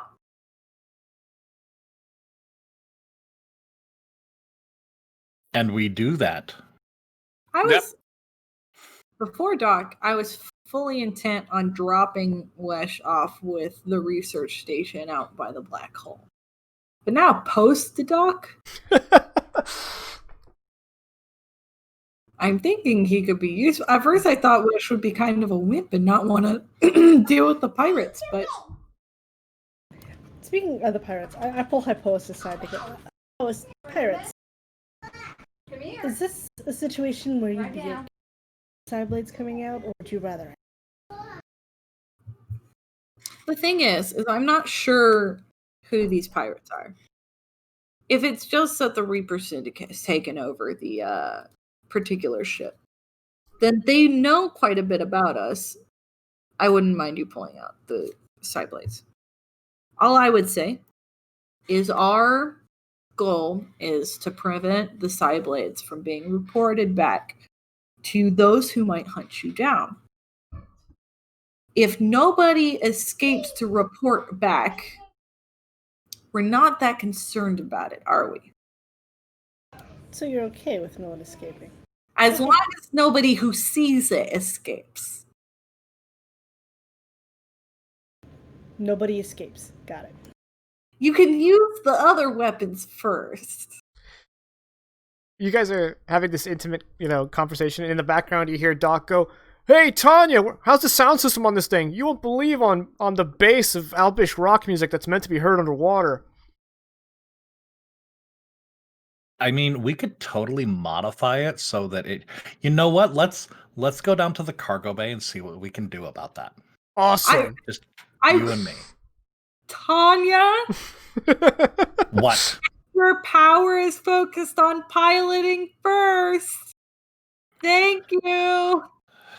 Live a little. He raises his glass. Are there sound canceling headphones? I want to go lock myself in my room. On this ship, and I also am so grateful that you consider the well-being of your crewmates when it comes to your engineering decisions. Thank you. At least he's wandered off during all that. God damn it, at least. If it's not so loud that the pilot seat doesn't shake, then it's not real rock music. Right? Shouldn't it be water music since it's underwater? We're in space. There are no rock. My brain is now imagining dubstep, but because it's underwater, it's more like Bubblestep. Bubblestep, yes, it is Bubblestep. I hate this so much. New exclusive Dire Roll Lost Horizons track incoming soon. Bubblestep. Honestly, I just imagine Vegas submersed underwater trying to listen to it. Caddy would listen to Bubblestep. Right. West will not listen to Bubblestep. He tries to be hardcore, but he's still a little bit of a prude. Yeah, the band that Doc brought is called Blub Blub. They're more of a vintage Bubblestep. I hate everything about this conversation.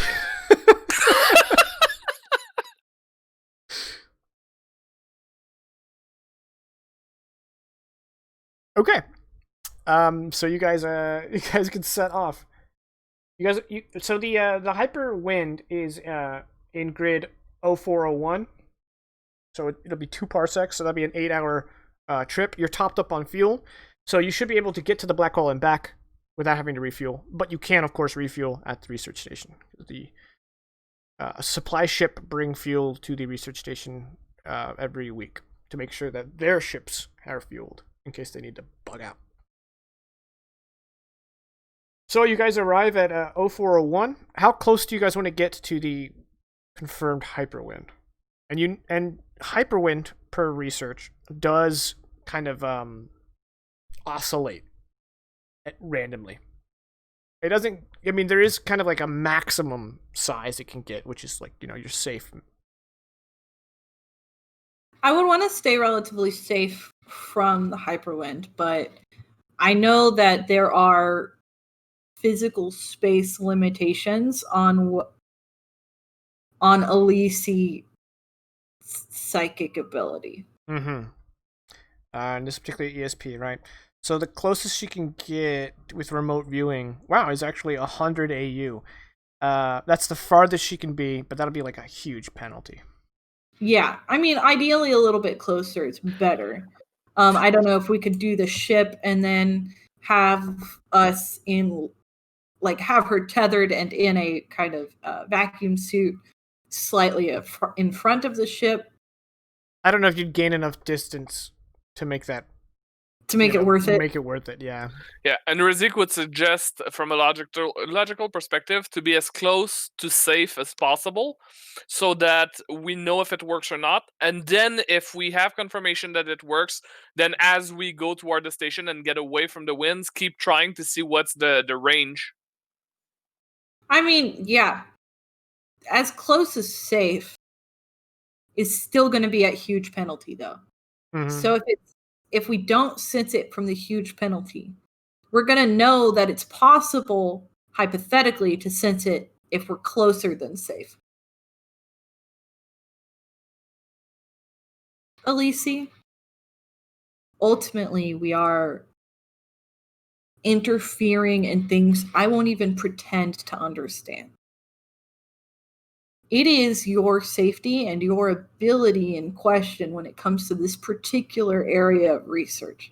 So I will trust you as the foremost in knowledge to make the decision here.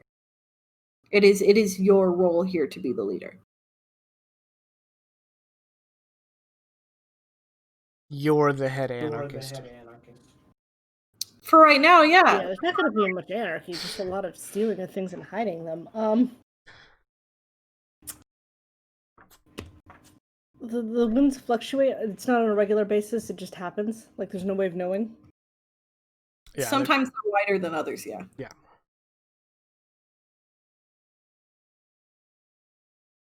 Do they know approximately how wide out they stretch? It's very difficult to map the exact diameter of a hyperwind. But they have charted a distance of 1 AU, which is well within safe margin.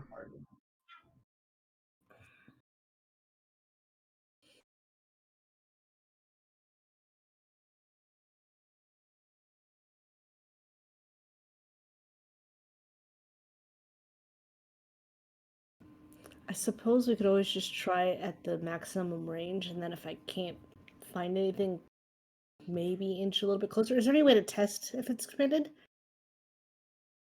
Test if it's what? To test if it's expanded, like throw something into it, like a probe or something? See if the probe gets whisked away? Yes, but you don't have any probes.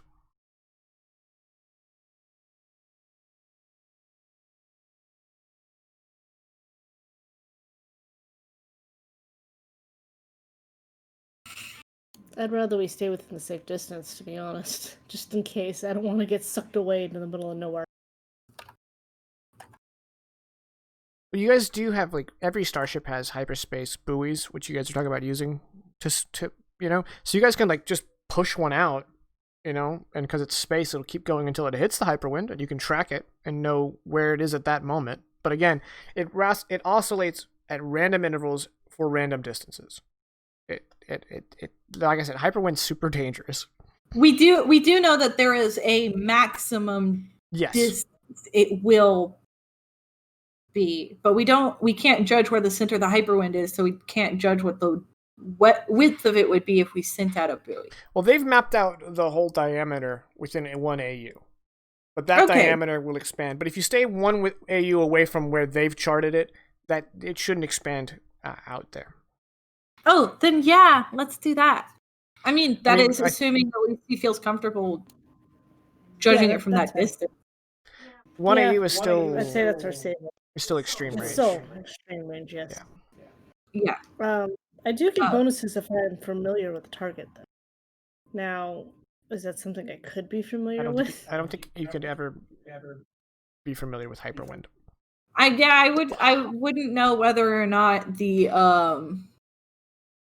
level of research we have been provided as part of the basis of our own exploratory research would count as being familiar with the wind. But what if she named it Steve and talked to it for an hour? That would depend on the influence check. Steve's an ornery bitch. Face the wrong way. Yes. That is a super inside joke between my wife and I. I mean, we could fill everybody in. It's a funny story. When I first started role playing, one of the people we played with was a guy named Steve, and I would have them put their pieces on the map whenever we would set up combat, right? And without fail, and he would do this on accident, he would put his piece facing the wrong way.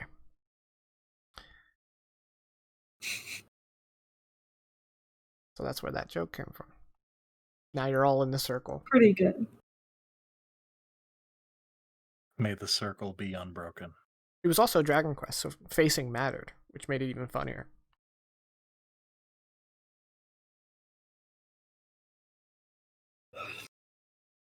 Yeah, I figured. Let's go just play All right. and see what happens. Let's do that ESP. You get a -5 step penalty. You can offset that, of course, with Do you have remote viewing specialty? No, you took psychic history, right? I took psychic history, like a dum-dum. Well, I mean, there wasn't. Psychic history has been helpful. I did an entire adventure about psychic history, but okay. Then the only way you can offset this is with psionic effort. Is there any way, knowingly or unknowingly, Irene could assist? Not trained in ESP, just kind of like channel some juice into Elise. Yeah, that would give her a +1 step. Does that require any sort of check? No, it would just be like helping with the check, which is what you're doing. Yeah. So like visually, this is just kind of like as Elise is getting ready, Irene just kind of comes over and puts her hand on her shoulder and just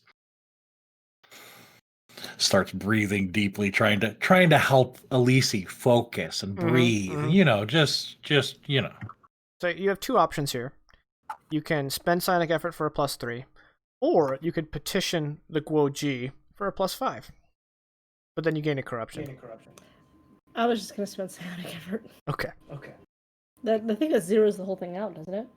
No, that would give you a net -1. Okay. Let's see.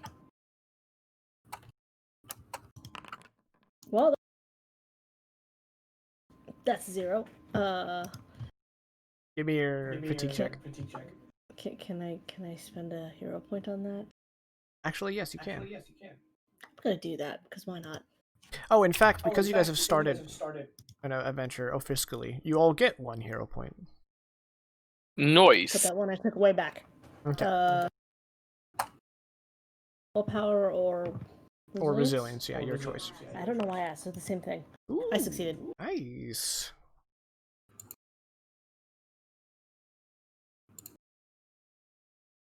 Well, since you got an average success, you reach out and you know what? Holy shit. I don't think remote viewing would do the do. See, I was wondering why you picked that one. I always thought it would be like... Well, remote viewing because you're extending your senses. Of the 3 things that ESP does, that's the one that extends your senses. Yeah, I outward. keep forgetting about my stupid premonition. Yeah. Actually, yeah. Well, we just started an adventure because it's the beginning of an adventure. So do you want to go ahead and do that? Like, get that out of the way? Yes. All right. So for everyone who doesn't know what the hell she's talking about, which is most of you and the audience, premonition is a innate ability of ESP. She gets to make an ESP check at the beginning of every adventure to determine the strength and usefulness of her premonitions. At any point during the adventure, you can spend your premonition as a free action to gain a bonus on a check to make or inflict a penalty on a check an opponent makes against you. The value of the premonition bonus or penalty depends on the success of your ESP check. I can do it too.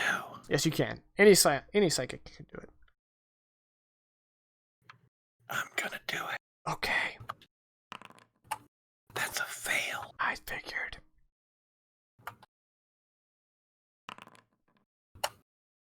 That is also a fail. Sorry, I was against psychokinesis. Damn. Yeah. Okay, so neither of you get a Welcome premonition. to Dire Roll Psionic ASMR. Oh, bring back the bubble step. Okay, so now that you've extended your brain, now you're gonna give me another check, and you know what you're gonna make? You're gonna give me a psionic history check. I get +1 for that. Now because this is old, I'm going to give you a -3-step penalty.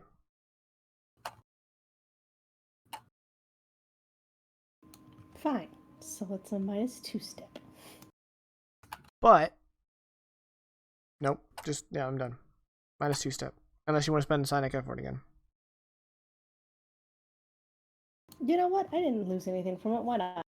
Okay, so that's going to be a net +1. That's a success. Okay. Reaching out with your extrasensory perception, you feel a history of the hyperwind. And since you only got an average success, all you know is that psionic energy was expended to create the hyperlanes that are now the hyperwind. Which means, using this technique you just did, it is possible, albeit you have to get pretty, as far as space is concerned, pretty fucking close. But you can feel the movement of the hyperwind. And you can feel where it has been and where it's going. Unfortunately, it's hard to articulate that onto like a visualization that you could make. But right now, if you were flying the starship, you could avoid it with ease.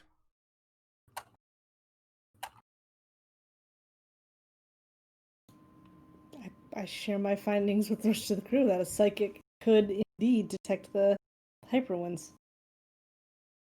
And because you guys just uncovered a really cool piece of lore, and it was entirely y'all's idea, everyone gains a hero point.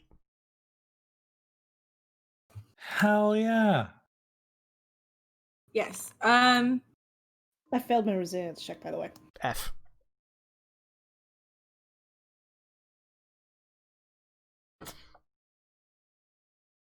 So then we'll be able to effectively, with the help of the research assistant, write a report that says preliminary data suggests that with enough power and proximity to a hyperwind,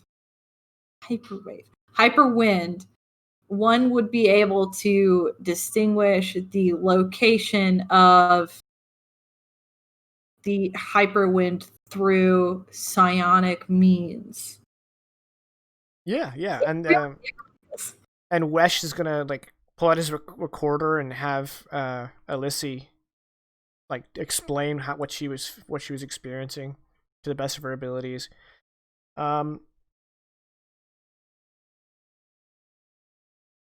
Meanwhile, Irene's just nodding along. Yeah, I totally don't know what that feels like at all. That's so interesting and unique and unrelatable. This information, Irene, sweetheart, one of these days you're gonna have to accept it. Jakin, as this information doesn't belong to the NESC. They just assisted in the research. Cool. Alyssy, can you give me a performance check to see how well you can articulate what you experienced? Not well. Okay, so with your failed roll, how would you describe it?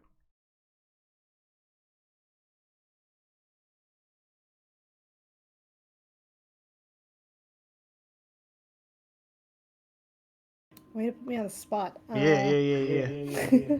Welcome to Die Roll. Yeah. Well, I mean,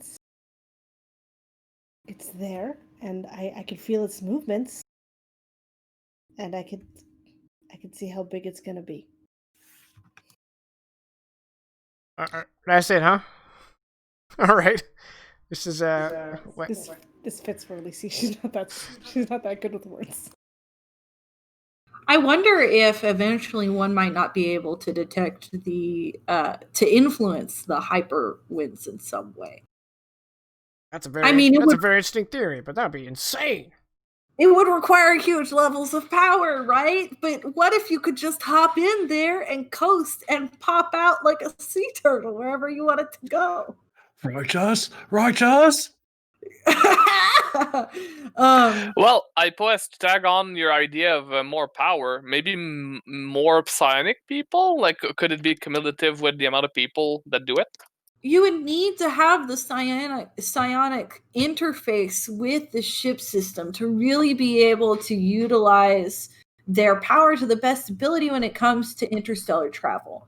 But hypothetically, if a ship could be psionic and could be captained by someone psionic whose power is being magnified by a mechanism, then possibly.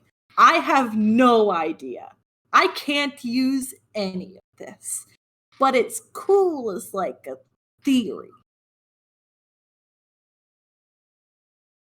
Irene has slowly moved around behind Elise and is now taking measurements of her head. To be like, what kind of helmet can we create for this? If it turns out to be a tinfoil hat, I'm gonna laugh. As long as it doesn't crush my ears. I don't like the idea of using it personally because it could be bastardized by powers that be. But there are people like this. There are people who have psionic ability who could probably use this to create methods of interstellar travel that are not regulated by the Saldrosi Empire or the Sphere Mandate. The patriarchy. And that would be greatly beneficial to resistance efforts. So as much as I do not like the potential it has for evil, I recognize that it is a tool and that science is neither evil nor good. It is how we use it. And so I think this has been an excellent endeavor today. How do we get around it? Wesh says, well, we've charted its circumference in this region, so we can just go over it. Kind of, whoop, yeah. And Doc says, yeah, and since we did what we came here to do, we should celebrate. And he turns on the Bubblestep.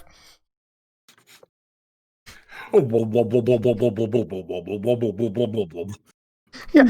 It's just a shot of like Doc like doing this, and then behind him we see Slag slowly vibrating out of his chair from the bass boosted whale noises. Yes. Get out of my head. That's already in the ideas folder.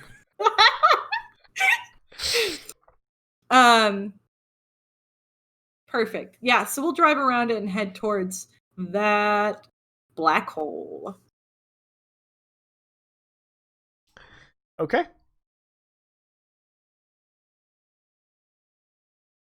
It's going to be another 4 hours to get from where you are to the black hole. Is there anything anybody wants to do before you get there besides listen to Bubblestep? Well, try to avoid to listen to Bubblestep. Okay. But beside that, no, nothing of importance. 1 second. You said how long? Is in her cabin 4 hours. meditating, trying to recover from the psychic fatigue, and is slowly finding herself getting into the Bubblestep. So I'm assuming this is a scene transition then. Yes. It's only been 4 hours, but it is a scene transition, so I would like to roll to get rid of some of this goddamn psychic fatigue. Okay. Me too? Yes.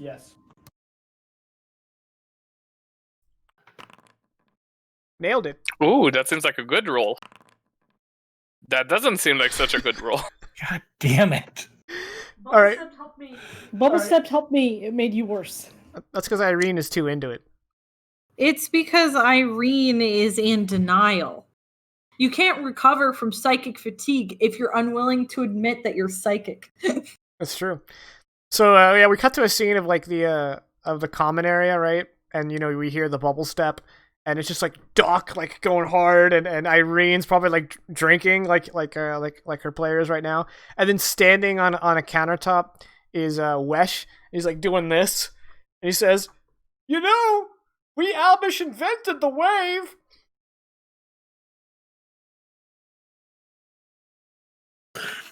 But tish.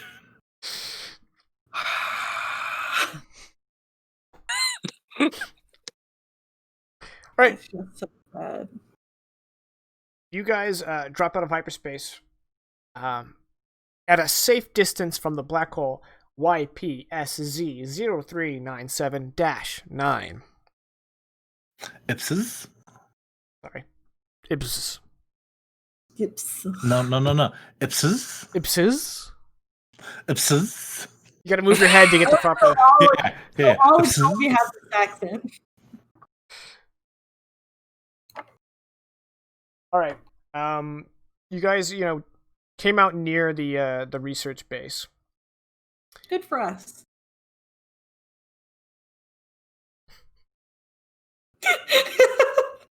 What do you guys want to do? I'm still not. I wasn't initially sure about taking Wesh with us, but I feel like he'll actually be pretty useful. We should report some of our findings to the research base before we continue, and they said they Agreed. would fill us back. Okay, you stop So there. we'll drop off. Yeah, and you drop off a copy of your findings in the event that things go bad. And he'll probably say no, but we could offer to Wesh to stay if he wanted. I want to know. remote view the ship now, right? One thing at a time. I do want to know if the research facility has any information on who exactly this pirate crew occupying the vessel is. Okay. In order. Wesh says that he has always wanted to board the Precept. And that's why he brought Doc along. Next question was Elenia's, and I don't remember it. In theory, I could remote view it now, right? Yes. Next question is what the research base knows. They are under security lockdown right now. They let you aboard because you have Wesh. They are very nervous because they inform you that 6 pirate ships have blockaded their route to the Precept. And a couple days ago, another ship arrived, and they fought with the pirates. And according to their long-range telemetry, the new ship launched boarding craft that managed to reach the Precept. Is there any way we can get our hands on that telemetry? Yeah, I mean, with Wesh along, you guys are very official, so they are going to go ahead and show you the telemetry.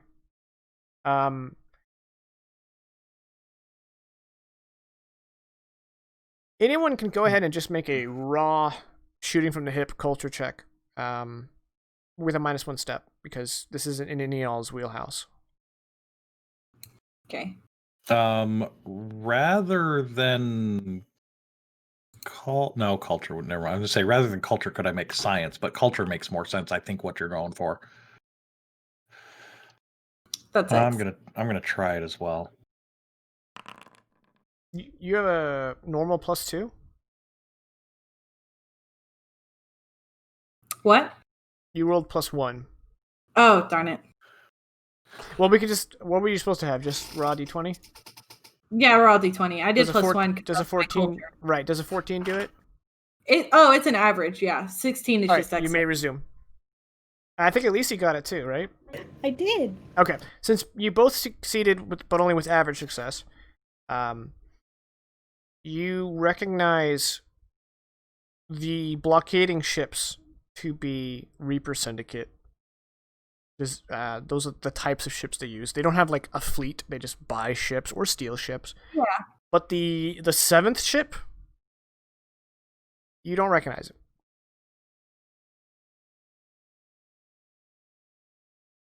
As in either, it's not. It's definitely not Sadrosi or Sphere Mandate. No. If it were Sphere Mandate, I would have given it to Irene Rote, and then if it were either, I would have given you a bonus. I would have let you use your specialty. Yeah. That's what I figured, but still.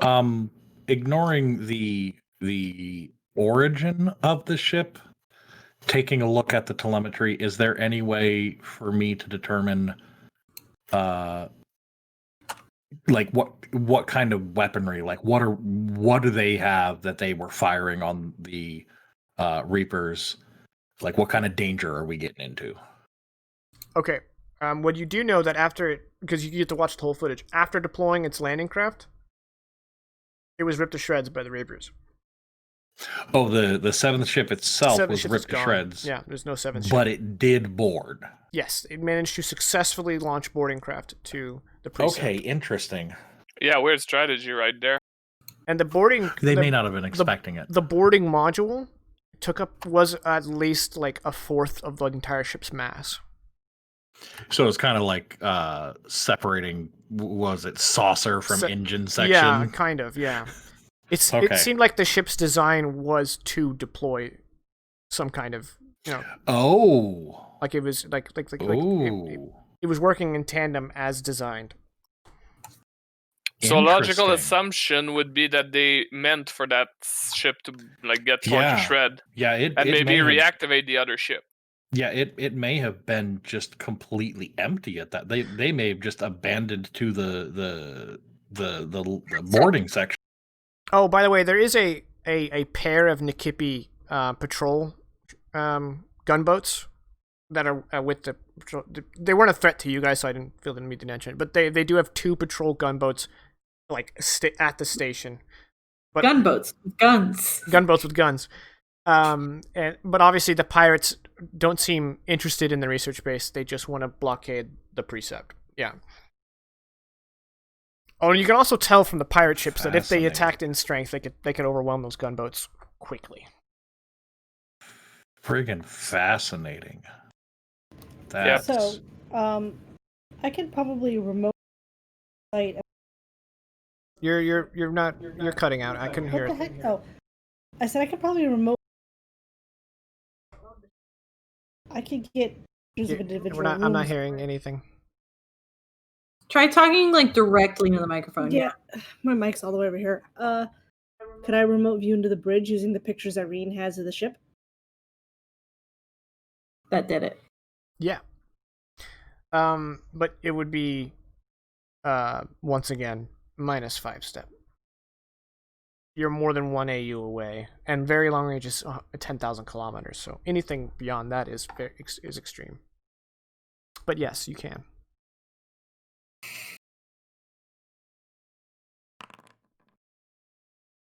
Dang, at least I was in the positives, but no. Yeah, with a D20 -20.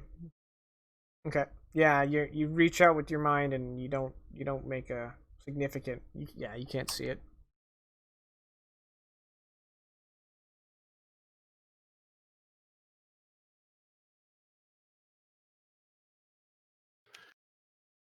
How do we want to approach this? Or do we want to approach it? Well, from what I gather, IPOS is kind of against backtracking, so... I mean, there's that. Well, at the very least, we have made significant progress just getting this far. Like, that discovery about the hyperwinds is fucking earth-shattering information. This fourth party on the precept also be open to working with us, but we have to do some reconnaissance.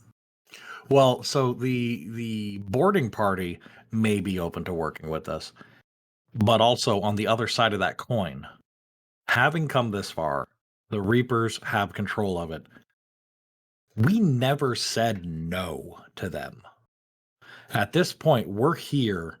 We may be able to negotiate some better terms with them on our assistance. We also don't have to lie. We came here because we, as a research crew, studying the effects of psionic ability on the hyperwinds. And since we got here,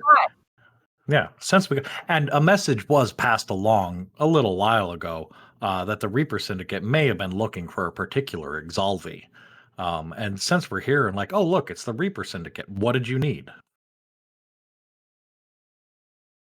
There's options that don't necessarily involve us getting decimated. What happened to the other ship? Ripped to shreds? Yes. There are options that don't involve that. Yeah, for sure. The other risk, and I don't want to take it, I'm just putting it on the table in case we want to explore that.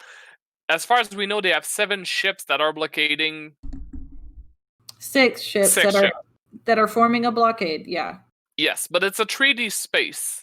So they have to move to cover like all possible ways to get to that ship, because I'm assuming it's a ball around it. They only have to worry about a half sphere, because anything in direction of the black hole is inaccessible. Yeah. Through that. So then my plan is I don't necessarily feel like laws are going to keep the Reaper Syndicate in check. No, I think he was thinking of just running the blockade. No, or sneaking the blockade. But like with half a sphere, it's a little bit easier to put sensors everywhere, so it's kind of harder. Yeah. Well, and he said 3D, not treaty space. Oh yeah, it's 3D space. Yeah. Because my brain went there too. I was like, wait, oh no, 3D. I guess I've been hearing you guys' voice long enough that I heard through the accent. Yes, you decode my accent. Yeah. What was I saying? Honestly, the Reaper, I mean, from this distance, you just have telemetry data. You know, you have like basically a highly zoomed in camera looking at it effectively. It looks like the Reaper ships, while well armed, are kind of a slapdash kind of operation. So you're not even sure if they brought like sensor buoys and whatnot. They could just have these 6 ships and are hoping that the Nikipi will keep away. Okay, but the Involucre is not necessarily. No. One of those ships could probably take the Involucre down definitely in a straight fight. Yeah. It's a yacht. It's a tiny yacht. It's a small yacht. It's a motorboat for going out on lake days. It's for hunting sharks. Yeah. Thanks. Well, it's a schooner, dumbass. A schooner is a ship. I don't know what y'all are referencing. It's for mall rats. It's for like maybe pulling an inner tube after you've done some barbecuing. It's a party boat, yeah. We're not gonna Yeah. We're not gonna be able to outgun or necessarily sneak through. But just to put I am incredibly handsome. Oh, that's true. I was gonna say, just to put it on the table, the Involucre is one of the fastest ships ever made. We may not outgun, but we could outrun. Yes, but we're running to a very specific location. Right. They can definitely catch you. Yeah, but we could. I know the Involucre is not made for this, but again, just putting it on the table in case somebody comes with an idea that would make it work, we could use the same strategy as the ship that got shredded. So the Involucre would do a very quick pass, dodging bullets and whatnot, dropping a drop pod of like a team on the ship and go away because they won't be able to catch it, and then grab the crew back again. I'm just saying it's not a good idea. I'm just putting it on the table in case somebody can improve it or expand upon it or something. Whatever. Just brief point of order. I know utilizing the same strategy may not be a great idea because part of that story that you're skipping over is that as soon as it launched, the 1/4 of the ship that was the boarding pod, it got shredded because it couldn't move away. Shreds. Yeah, because it couldn't move away. Yeah, but That's fair. Only a half sphere. If we keep driving forward, we die. No, but you turn! It's a black hole into the same blockade we just ran through, which is a pretty predictable route. There's only so many ways we can go. Yeah, but if they don't have something that moves faster than the ship can outrun whatever they shoot. Or fuck it. I say we just aim straight at the precept, kick it into overdrive, and as soon as they're like, approaching vessel, identify yourself, we just come back over the comms. Ya yeet! Or we can talk to them. I mean, I guess that's an option. I think you forgot. I'm incredibly handsome. You are very pretty. And I'm beautiful and sexy, and I have an 18-foot vertical leap. So we can go. And IPOS, Captain, you had complained that we had not given enough propositions and solutions and ideas last time. So now what I'm doing is, instead of filtering my solutions, I just throw everything that comes through my brain at you. Maybe something will stick. So I'm going the opposite way. Instead of just giving you the good ideas, I'm giving you all the ideas. Your new solution is kill everybody. Okay. While you guys are doing this, Doc has been sitting down with his legs up and crossed on another stool, holding that same glass of scotch, was it? And I guess, whiskey. With whiskey. And he says, "I got an idea. You guys open the cargo bay doors and you throw me at him." And then he takes the whiskey cup and just splashes it over his robot face. What? That's it. I'll lick that up later. Whatever Tanya wants to do in the privacy of her own cabin is up to her. Tanya, I don't have your medical file, but are you up on your tetanus shot? Just to be safe, just.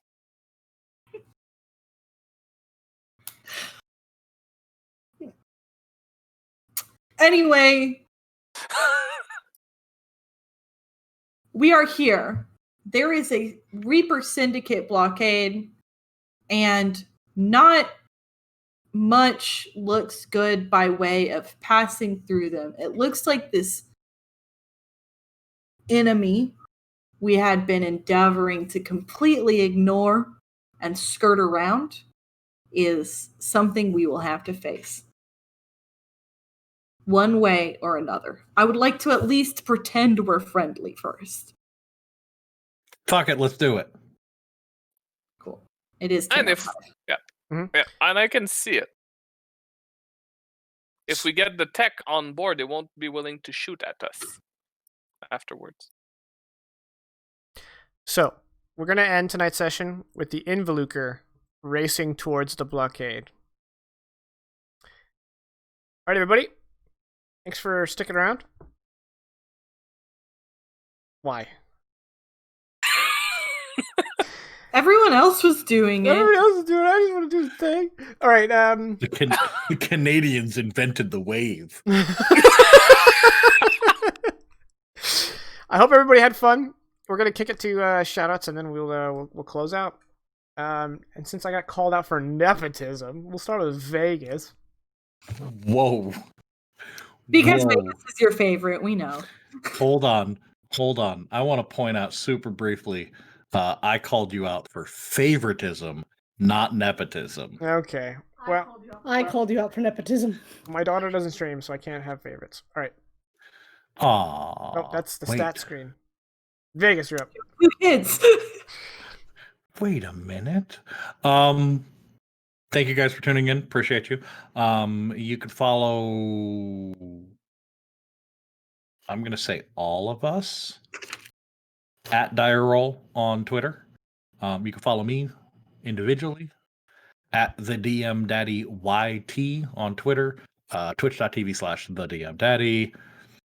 TikTok, the Johnny Vegas, although I haven't uploaded anything on TikTok because I'm old and that platform wasn't made for me. But I will be uploading stuff at some point. Specifically, we mentioned because Bubblestep. SoundCloud.com/JohnnyVegas82. I've got some tracks up there. I am working on more unique custom tracks specifically for Dire Roll. And I will be working on apparently a Bubblestep track next. Yeah. That would be basically it. Okay. Caddy. Yay.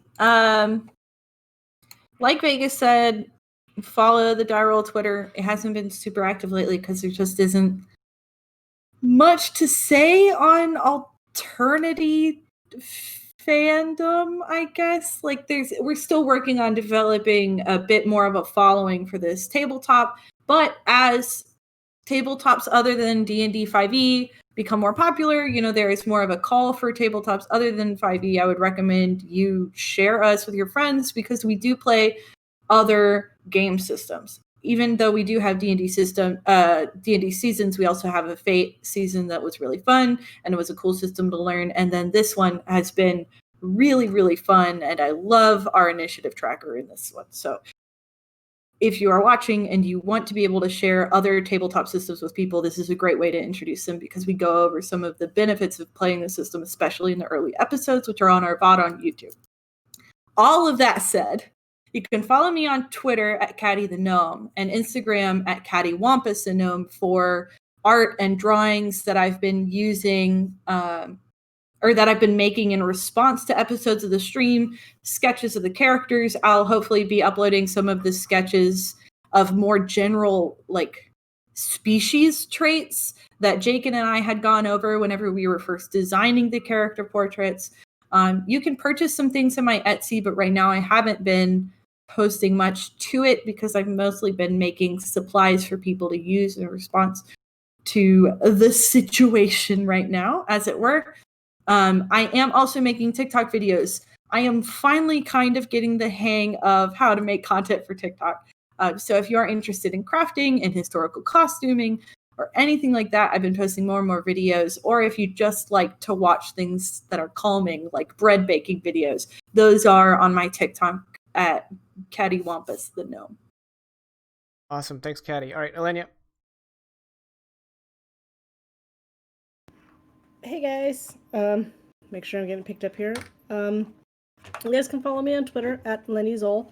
I do also have an Etsy shop. I sell hats and scarves there. I did sell these kinds of coasters on there, but lately I've been having issues where I got a copyright strike for one of my things, even though I designed it. So I don't want to fight with them on it. So for now, if you're interested in a custom coaster, send me a tweet. I'll work out something on the Etsy site where I just put up custom coasters. You can pick your designs from there.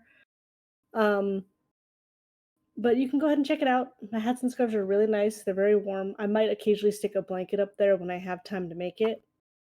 But I'm also working on a few new things. Like this is going to be one of those decals you hang off of your car. In theory, I'm going to try and make these into essential oil dispersers so you can hang them in your car and they'll smell nice, but it's work in progress. I might update on Twitter if I actually remember to do it, but in the meantime, check out my Etsy shop, see if you like anything. All right, thanks, guys. That's it for us. We hope you guys are looking on the positive sides of life and having a good time. And we hope you have a great night and a great week, and we will see you next time. Oh, and speaking of Johnny Vegas tracks, here's one for the outro.